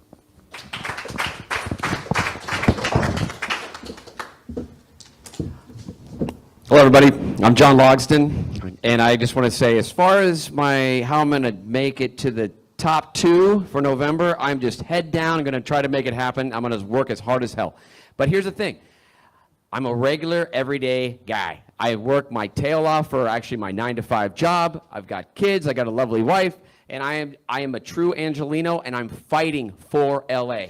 And I work in the business, in the entertainment business. I believe I'm one of the only ones in this, in the group that actually is boots on the ground working every day. I got 2 jobs coming up this week, which I'm juggling the mayoral thing and actually producing. So I'm going to fight hard to make sure that there is no runaway production and that we are keeping entertainment, film business here in Los Angeles. That is my #1 goal for like the next 2 weeks. Get that word out and make it happen. Let people know that I'm fighting for them because there's a lot of Angelenos doing that.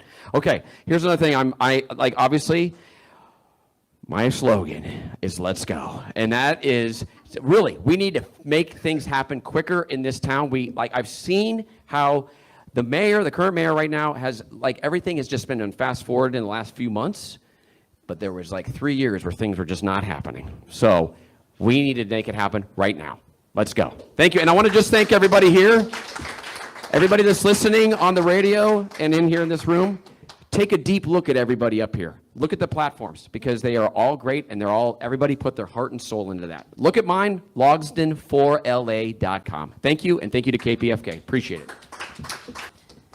Whew, sorry, I'm still processing, to be very honest with you, what happened back there. I'm just being so honest. I felt like my gut was punched to hear the anti-Muslim sentiments named on the stage, which just zero tolerance for that. Period, in this city. As far as how our plan to win, I'm very proud to say that we have now raised over $500,000 with matching funds to be able, with zero money from corporations, zero money from lobbyists, over $500,000 to be able to put into our campaign. We have knocked on thousands of doors, and our field capacity is we are focused on that and to make sure that we hit as many possible doors as we can by by June 2nd. We have reached 500,000 people now on social media. We have well over 1,200 volunteers who are actively engaged in our communities and actively engaged in our campaign. This is the path to win, is that right now we are in a culture of fear. People are too afraid to be able to even imagine that this city could work for them, that they could have a life here. We need to change that around. And that's exactly why I'm running for office, because as I've been saying, it's not that the system is broken. It's that the system is working exactly as it's designed to work. The problem is it's not designed to work for you and I. And that's why we need to mobilize, move, show up, vote, volunteer, get activated, and finally change the system so that we make sure that this city works for working Angelenos. Tish Hyman here for my final word. And honestly, I'm already at the victory lap. Let me explain why. because I will never stop fighting for Los Angeles. Something awoke inside of me. And I left the studio with Ty Dolla $ign, I left Kanye, I left everybody at the studio to fight for this city, and I'm going to keep fighting. You know why? There's little girls dependent on me. There's women dependent on me.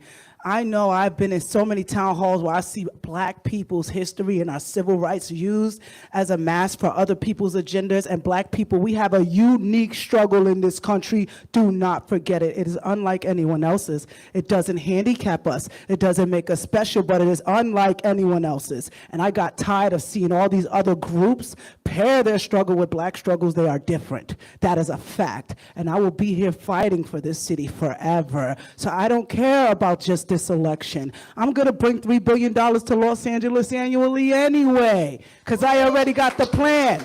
And I already met with the people to make it happen. I love you guys. I'm fighting for this city. No DSA in LA. My name's Andre A. Salivra, and it would be my pleasure to serve you as your next mayor for Los Angeles. Look, this is a tough time. This is an important time. Seriously, this might be like the defining election of our generation.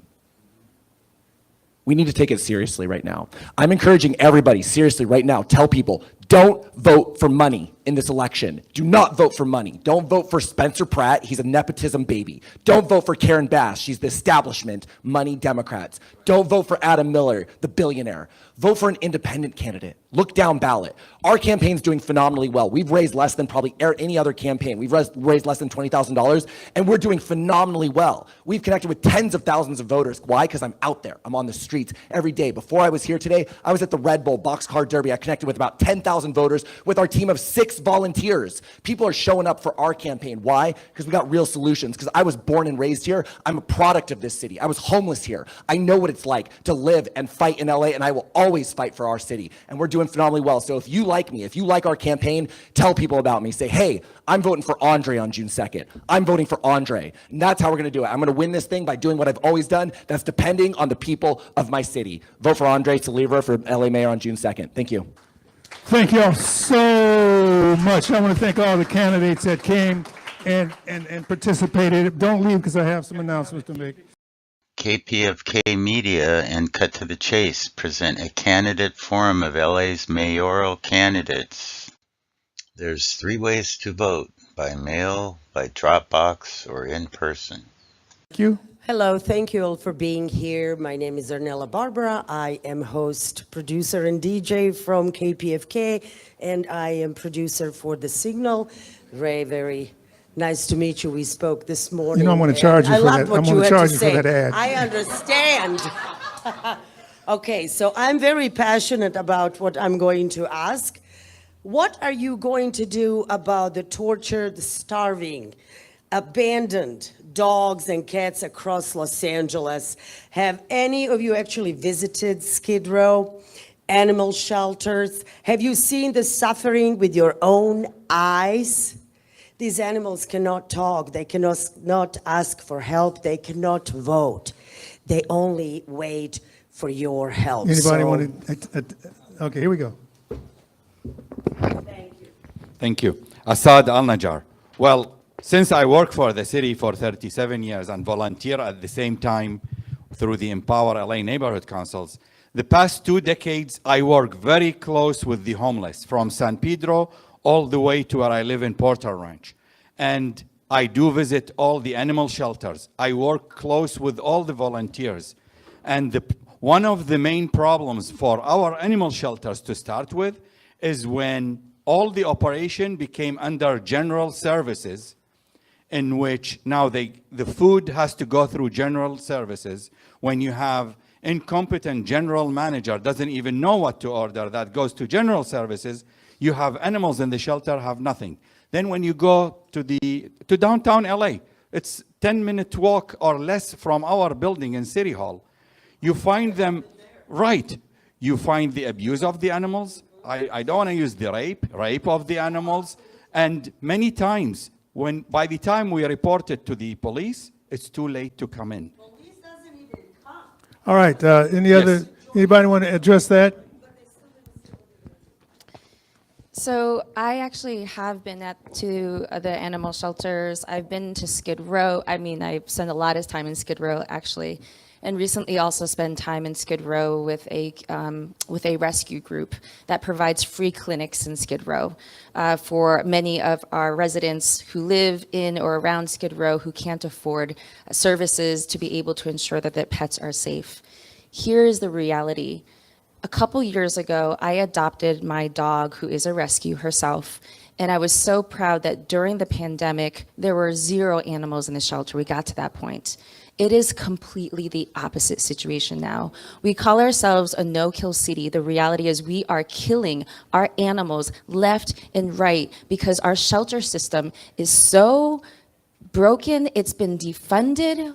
You all keep calling about defunding the police. The problem is the police has been defunding us, and we are not funding the services we need, like our animals. And I am somebody who actually does not believe Angelinos are only people, human beings with 2 feet. Our Angelinos are our 4-footed creatures, are our 2-winged creatures, right? This is Los Angeles. We need to be protecting our own. The way that we can do that is increasing the funds we need to actually ensure that we can provide spaying and neutering. We need to lower it's very difficult to get your animal neutered and spayed, actually. You have to go through this whole process. It's delayed. You have to wait for another month. We need to quicken this process and ensure that it's happening. We need to ensure that we are enforcing the laws. Oh, sorry. But let me just finish my statement, which is we need to enforce the laws to ensure that our animals are not being hurt by, and look, it's not just our in-house. Constantly we're talking about this, the animals who are being hurt in Skid Row. Whether you are housed or not, there's animals being hurt. What we need to do is stop the abuse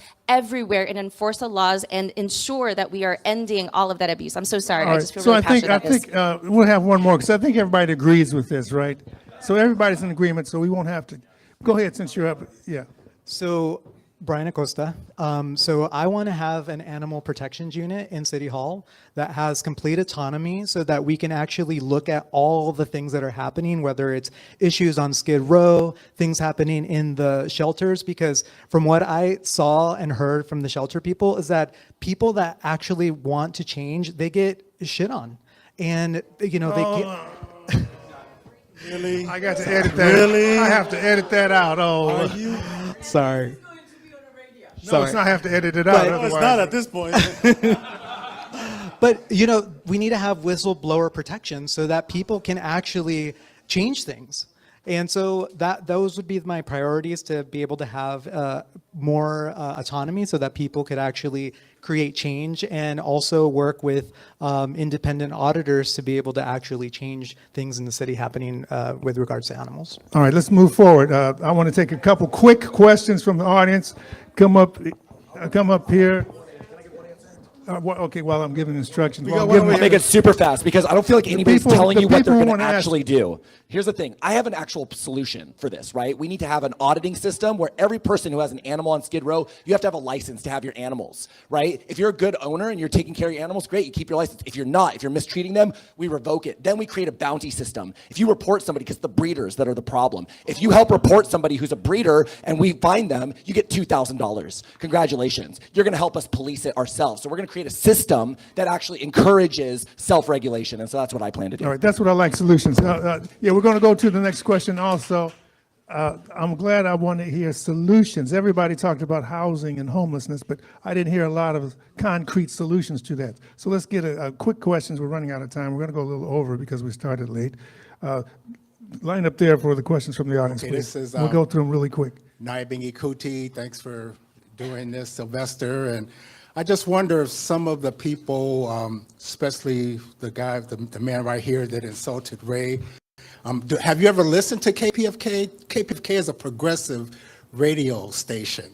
So you should respect our point of view when you come into our environment, because that remark that you made about her being from the Soviet Union was uncalled for. And I think it's so. It basically sounded like Trump. We don't need that environment in our space. I just want to let you know that. And also, one other thing, the Olympics. Why are we talking about funding the Olympics? Our city doesn't deserve the Olympics. We have so much poverty in the city. Why are we proud to bring in other people here and we don't even have All right, money to take let's care see of who our own wants to citizens? answer that question. Go ahead, Ray. I would love to answer the question about the Olympics. Here's a question that we have not been asking as a city is, should we be holding the Olympics at all? Should we be canceling the Olympics? Right now, we know, and I talked this morning on Dino's show, the fact that the Olympics coming here is going to bankrupt our city.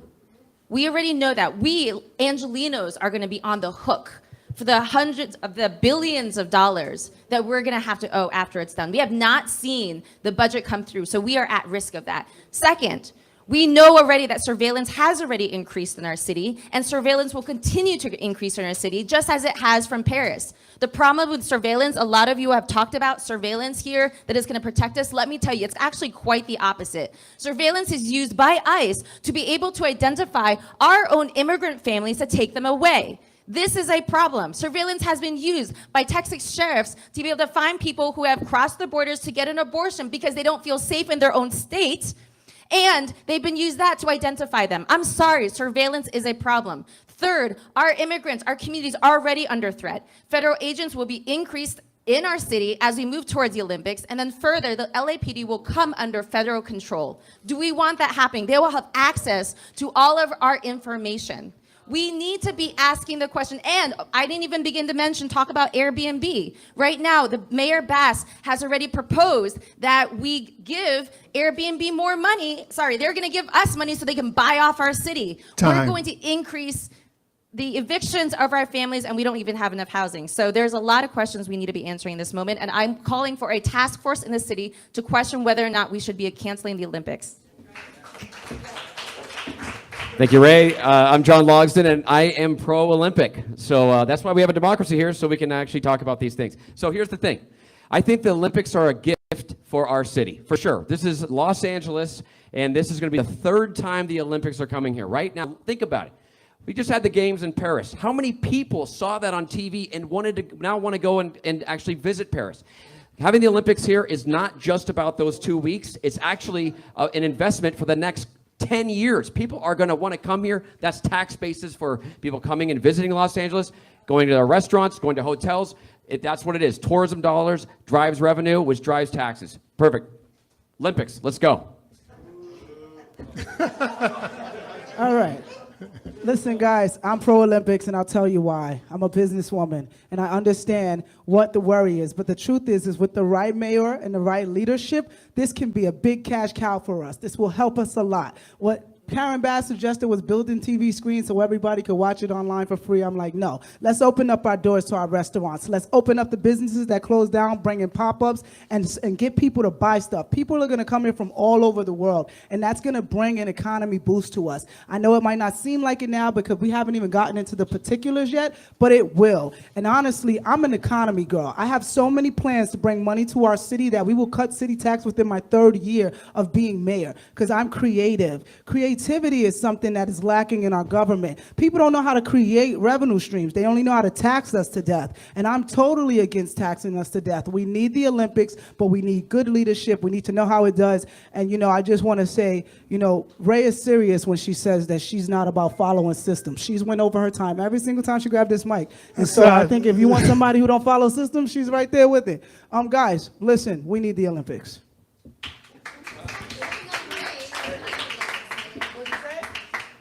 Go ahead. Yes. Hi, this is Assad Al-Najjar. So I think I'm the only candidate who actually works on the Olympics. So what it is, the history of it, Garcetti days, we went in and bid to get the Olympics. And LA 28 committee was started with the understanding they will be bringing revenue to the city so that they upgrade our infrastructure. I will try to answer without getting a call from my boss or ethics on Monday. But the reality is LA 28 committee all of a sudden has a change of heart going, you fix your city. We need 1.87 billion to get the city ready the way it is to accept people. How much we have? Roughly 44 million as it stands today. I work very hard with the Department of Justice, with the police and all that to get the city ready, but Without being the mayor and I get sworn in December, I will have 14 months to get the city ready. Any other mayor, with due respect, will have really impossible time because I have a decade working on it. I know exactly the operation, how we're gonna get the trash out, how we're gonna get the people, the buses I lined up because this is gonna be a no car zone. So I have the buses ready. And I love the idea that Andreas is bringing to enhance, and I'll let him speak about it. All right, here we Because go. Next. his idea. Let him speak about it, because we're running out of time. 30 seconds. Oh, and I'm on red now? I thought he was in yellow. Oh, 10 seconds. Okay. So basically, the Olympics, I can do it, and probably all these great candidates can help me with it. Thank you. Thank you, Assad. Thank you. Seriously, thank you so much. And I'll make it very quick. Look, so here's the thing. The reason we're scared of the Olympics is because we haven't had a mayor or leadership who could execute, right? I execute on plans and systems. That's what we need. We need the right execution. And like Assad was saying, my plan for LA is to increase the bus transit routes and supplement them with a shuttle bus system, right? So this will make this so that we can actually move people around our city. The Olympics are good for our city because it brings a lot of money in, which floats all of our jobs, all of our economy, but we got to make sure we're prepared, right? And so then we need a transit system that works for people. Additionally, we also need to make sure we're making money, the city, off of all these tourists. Right now in downtown LA, all around, they're warehousing empty apartments. They're not putting them on the market. They're reserving them for the 28 Olympics so that they can overcharge, so they can gouge. I'm in favor of rent control, of a rent freeze from now through the Olympics so that they can't do that. And then additionally, I want to put a 25 to 30% tax on all luxury accommodations. This is any place over $250 a night that's renting in LA during the 28 Olympics, 25, 30%, that comes back into our city. And that can make sure that we have enough money to cover any overages, right? Because all this money's coming in. We got to make sure that our city's prepared to collect it for the people. All right, so we're going to move on to the next question. So no, that's not for this. That's it for this. I know you've been pointed out. Do you want to take a 30-second respond? So we talk about the fact that the Olympics is supposed to help our economy. The reality is the Olympic Committee has already said they're planning on considering contracts outside of Los Angeles that are more competitive. So that way, actually, our businesses are not going to actually be benefiting from the Olympics. Second of all, so many of our small businesses are closing, including Red Books, which I was just at the press conference and march with, in which case so many of our small businesses are not being supported, so they won't actually get to benefit. And even if they do get to benefit, they benefit for 2 months. What we need is infrastructure and a focus on the city of Los Angeles, Angelinos who live here now. So we want to talk about economy, we want to talk about finances, let's talk about the fact that's going to bankrupt us, and we're not. Us who live here and our business owners are not going to benefit from it. That was the response. Okay, let's go to the next questioner. You know, we're running out of time. Next question, please. We want the next question because we're running out of time. We started late. Sorry, this John is is here actually from the Harriet Tubman Center for Social Justice. He might let us go over it, but we'll see. This is going to be a weighty question. So we've kind of touched on this here and there, but one of our biggest problems in LA is that there's over 40,000 unhoused people in this city. And the current mayor's solution, which seems like a one-size-fits-all, is called Inside Safe. It's extremely expensive, and the success rate has been abysmal. So what I would like to hear is, what are either fresh ideas that you guys are going to be bringing to solve this problem or modifying the current existing system? Thank you so much. Okay, so this is actually one of my top platform policy points. I want the city of Los Angeles to own and operate LA City-run public dormitories. The city of Los Angeles will purchase underused commercial and office spaces and convert these into 500, 600 beds at a time with wraparound social services on the ground floor. The LA Mission's already doing it. The cost is $15,000 to $25,000 per person per year, as opposed to $80,000 plus for Inside Safe. And we can use those savings to provide social services, mental health, addiction counseling and treatment, jobs training and placement, legal defense services, medical, right? That employs people. Instead of spending $500,000 putting somebody in a box, expecting them to fix themselves, we need to create a social situation, a social hospital for people where anybody whose life is broken can go there and get the social services they need, get a fresh bed, get a hot meal, get a hot shower, where we can take care of them at an affordable rate. Thank you. Yes, hi, this is Assad Al-Najjar. So being one of the lead engineers in the city of LA, we do not need to reinvent the wheel. We have a plan we developed back in Villagrosa days. It got signed November 2015. Yes, 10 years old, but it's still operational. It got adopted partially by LA County. My colleague, Mayor Lair Agran in Irvine is implementing it, and as you go there, you see it's working. Mayor of Beverly Hills. It addresses to the grassroots of the problem. First, it addresses the homeless families before they actually go homeless. It addresses the veterans. I will start renegotiating what we failed to accomplish Garcetti days, which is to get the veteran hospitals with the clinics that we could utilize immediately with alcoholism and the other programs. Yes, I saw the red. Thank you. Well, the homelessness problem is the major issue of my campaign. This is Andrew Kim. Because we have Ms. Bass, who has been, from the last 4 years ago, she said LA is in crisis because the homeless problem is such a crisis that it requires a state of emergency decree by the mayor from the day one. But that has not occurred, or that occurred, but it has not been effective. The reason why our homelessness problem still goes on like this is because of the misguided policy of housing first, as mentioned by this lady. It is recovery first that need to be instituted. We need a 12-step program or such that we can have these people to get independent living after going through the steps. Not handout, but hand up. We need to give them a fresh start and a productive living. Thank you. Hello, Tish Hyman again.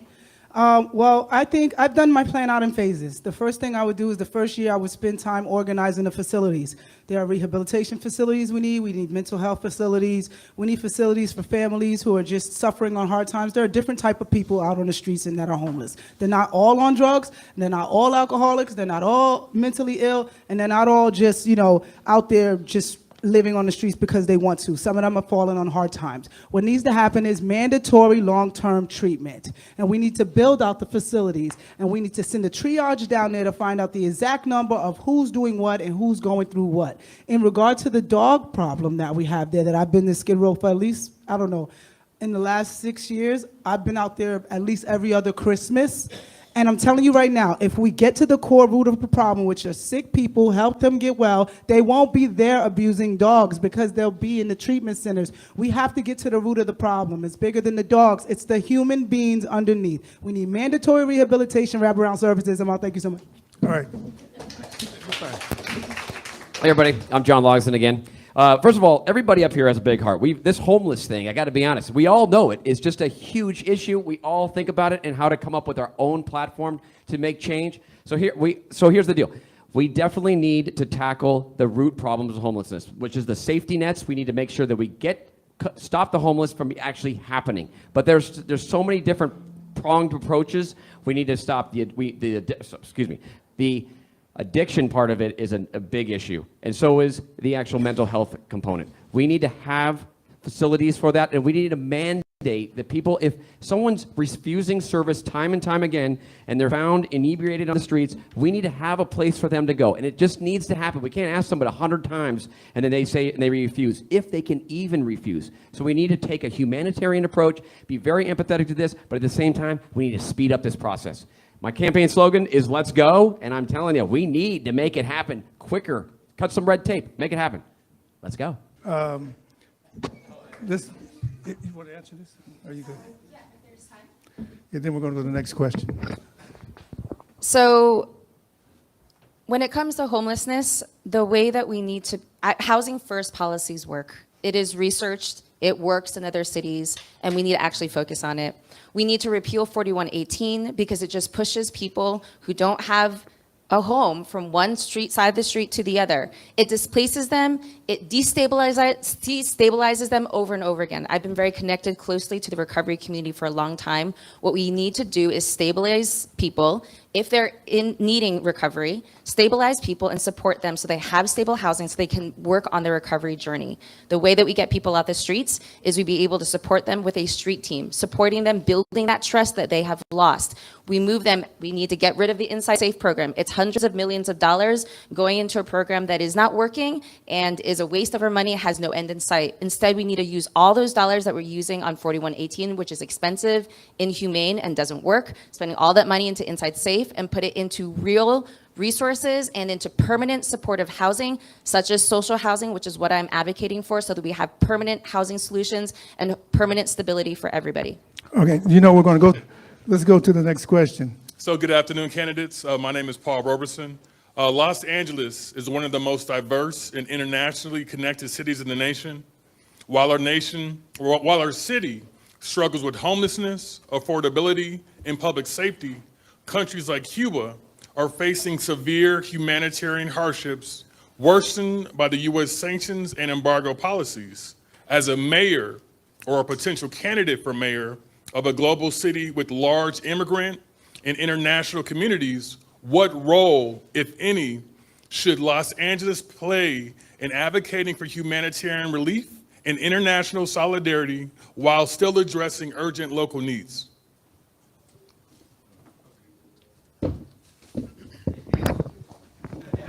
I'll be good this time.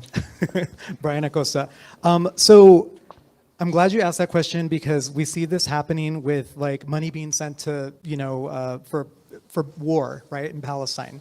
It's all connected. It's all the same thing. So one of the things that I'd want to look at as mayor is taking defunding some of those places where money is being allocated to go to war, to go to places that are hurting our neighbors and hurting international, because we, like, our money, it's our money that's going to hurt these people. So looking at contracts, looking at organizations that are going to sending money to send these things and make these things these things horrible on the national stage. So as mayor, I would definitely bring that to the forefront and make sure that our money stays here and helps people.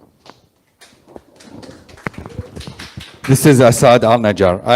I'll echo on what Brian said. So basically, you have to remember, the mayor's job of City of Los Angeles is to serve the people. It's a public works, LAWA, and water and power. Basically, the mayor is responsible for the streets, so the sidewalks, the power you get, and all the operation, street lights where I work, which is all dead, the wires are gone. The mayor's job is nothing to do with international affairs. The mayor would do like Brian was suggesting. You ensure that the sister cities that you have all the relationship with are in abidance of the human rights.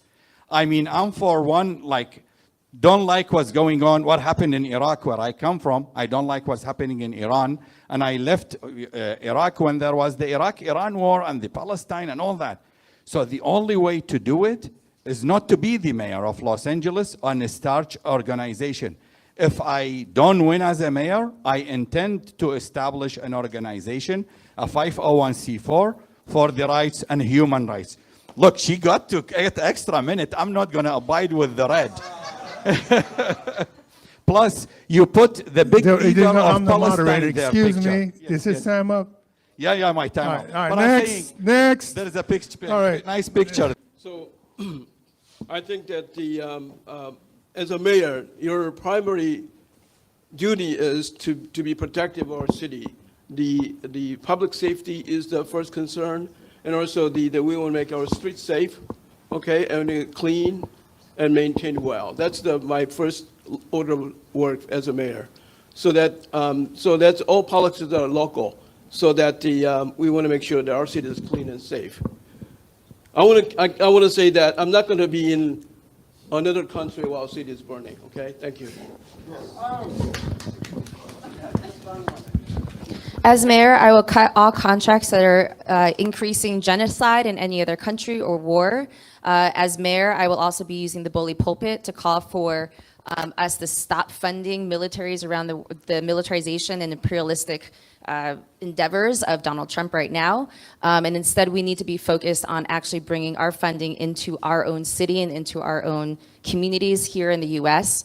The fact that we are funding our militaries, the amount of money that we're funding our military with is money that could actually save and end homelessness in our communities, can actually save and support our small businesses here, can actually help develop our economy and support our families with what you need, get us to become one of the best educational systems in the whole world. So there's so much that we could do, and we are wasting our dollars, and we're using that dollars to kill families and children around the world, and that needs to end.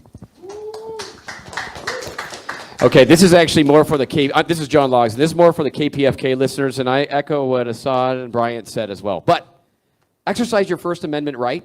Get out there. If there's something that you are fighting for, like Cuba, get out there and let us know about it. We are a city that loves to protest, right? So if you're fighting for something like that, get out there, use your First Amendment right, and then your voice will be heard.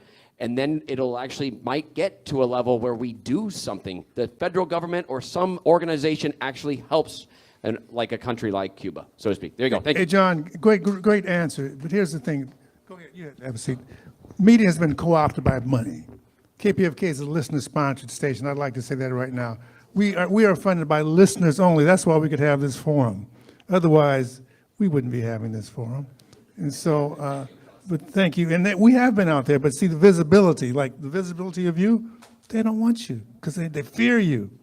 They fear KPFK. That's why we invited you here. I believe one of these candidates is going to be the next mayor. One of these candidates is going to be the next mayor. John. Yeah, thanks everyone is here at the Harry Tubman Center. And, I'm wearing this shirt from Rosa Parks. Every December 1st, 5th is Rosa Parks Day. And the Harry Tubman Center was able to go there and give the city council hell, and that's how it happened. And we're going to give some hell now, so y'all better do the right thing. But I wanted to say that, I'm glad that Kenneth Mejia was able to expose the budget and the priorities that are upside down. The top of the priorities are the police, and everything else gets defunded. What we need is gets defunded, and that's a backward thing. So, since the Washington Post started finding out how many people were getting killed since 2015, every year the amount of people getting killed goes up. Every year. 2024 is 1,365 people. It just keeps going on. So he shows us a systemic thing that's going on, especially against black and brown people. My son, every time he gets into the... John, I love you, but ask the question. Okay. Every time he gets there, I was going to have two quick questions. Every time he gets in there, I worry about what the police are going to do with him. So it's a systemic problem. We have to do something about it. And right now, the city council is going to take up a plan to be the ones that can fire police. Right now, the chief of police can't even fire their folks. So this is going to be coming up in June. So I wanted to see what folks feel about that thing coming. The second thing was I got to go to Iraq and Gaza with the former U.S. Attorney General. I had a stroke 3 years ago, and I can't get stuff all the time. But I got to see a lot of places. I saw the horror in Gaza in 2009. In Iraq, I saw what was going on and the amount of people who are suffering from cancer because they use depleted uranium, all these horrible things that are going on. So what are we going to do about what's going on in Gaza? Right now, there's From a local level, you're saying, what are we going to do about the international crisis? Okay, right. Because right now, the city council, with the city council, we're going to be pushing them to have to divest away from Israel. All right, here so we that's go. the second I'm question. gonna make it quick. I'm gonna answer your second question first. How are we gonna do it, Mayor of LA? Look, I represent the people of the city of Los Angeles. This is not an international affairs position. However, it is a cultural position, and we do have cultural positions. So I will advocate for the popular cultural sentiment of our people, which is not to promote these types of genocidal activities. So I will at least use the cultural power of the microphone to make sure that we're making that stance that LA does not support this. So that's your second question. Your first question, in terms of the police, in terms of, like I said, it's a culture problem there as well, right? We need to make sure that we have people here, and I'm actually one of the few candidates who's in favor of a civilian oversight commission for LAPD. We have charter reform commissions where civilians can then make, recommendations. Why don't we have that for LAPD? If you're LAPD officer and you've had multiple infractions against the public should review that, not LAPD internal affairs. The public should make the recommendation for that specific officer and recommend them for suspension, and that's what I'll advocate for as mayor for Los Angeles. Thank you. My name's Andre Salivra. Hi, this is Assad Al-Najjar. So within the public works, we have civil obedience classes in which when one of my engineers or one of my draftsmen or whatever staff is out of line, then we have them in the civil obedience. And LAPD does not have this training or these classes. And this is what Andrea is referring to. So whatever the success stories we are having within public works should be implemented immediately in LAPD. There is no reason for the courses that is working in public works not to work in LAPD. Now back to your other question, and I didn't want to say that, but I'm going to say it. What you saw of ICE is just a drop in the ocean of the same troops did in Fallujah. It's the same training, and I think they classify them as zero classification, meaning do whatever it is, no questions asked, and nobody you have to report to. Right. One of our sponsors was Aki Bamboo. You can go over there and have dinner.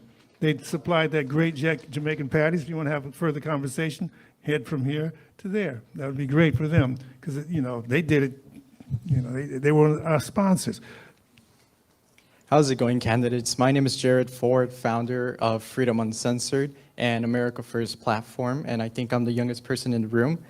My question to you is, as an Angelino, I don't care about New York, Texas, or Washington. I care about the state of Los Angeles, not even San Diego or San Francisco. I live in Los Angeles, born and raised. How will you make sure that the streets that are named after Spaniards, the country that was built by immigrants, and the buildings that were built by Blacks, immigrants, Mexicans, anybody from a different background, how will you make sure that the people of Los Angeles feel recognized and that you as mayor will serve them no matter if they're Democrat, Republican, or independent? Thank you for this question. This is Assad Al-Najjar. So working 37 years under the planning, the different plans, the 2020, the 2030, the 2050, and believe it or not, I'm still working on the 2060, even though I don't think I'm going to see it. But we do actually recognize all the diversified heritages in the Los Angeles area. And that's why we name cities, we name suburbs, we name a lot of the alleys to attribute all the cultures, to attribute all the great leaders we have here in Los Angeles. And actually, I am one of the advocates for the Made in Los Angeles label. When we did the trains here and we sold it to Qatar, they had the label on them, Made in Los Angeles, designed in Los Angeles.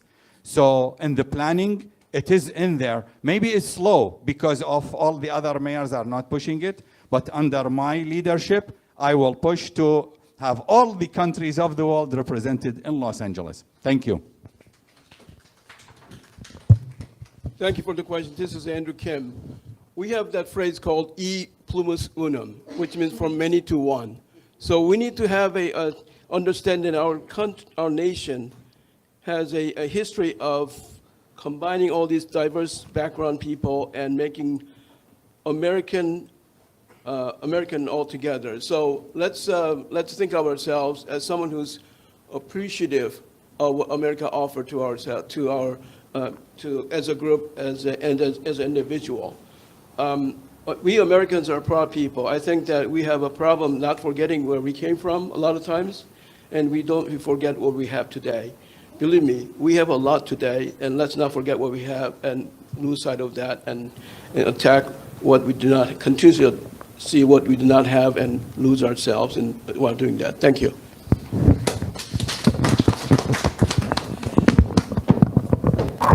Mr. Kim, that was That was a mouthful. I really appreciate that.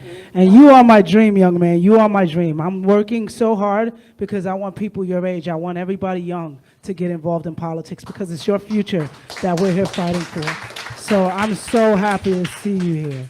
Honestly, I don't know what I would do. I would have somebody like you tell me about it, and I'd be like, well, let's create a monthly program. I'm all about cultural activations. I'm all about exploring and celebrating our people, but we are all American. And that is what we need to remember at the core of us. We're all from different places, but like Kim said, we're forgetting what we have here. We have to celebrate our country. I've traveled all throughout Europe, Japan, and I'm telling you right now, we have the best country in the world. Unless you leave, you do not realize how blessed we are here as one nation, under God, indivisible, with liberty and justice for all.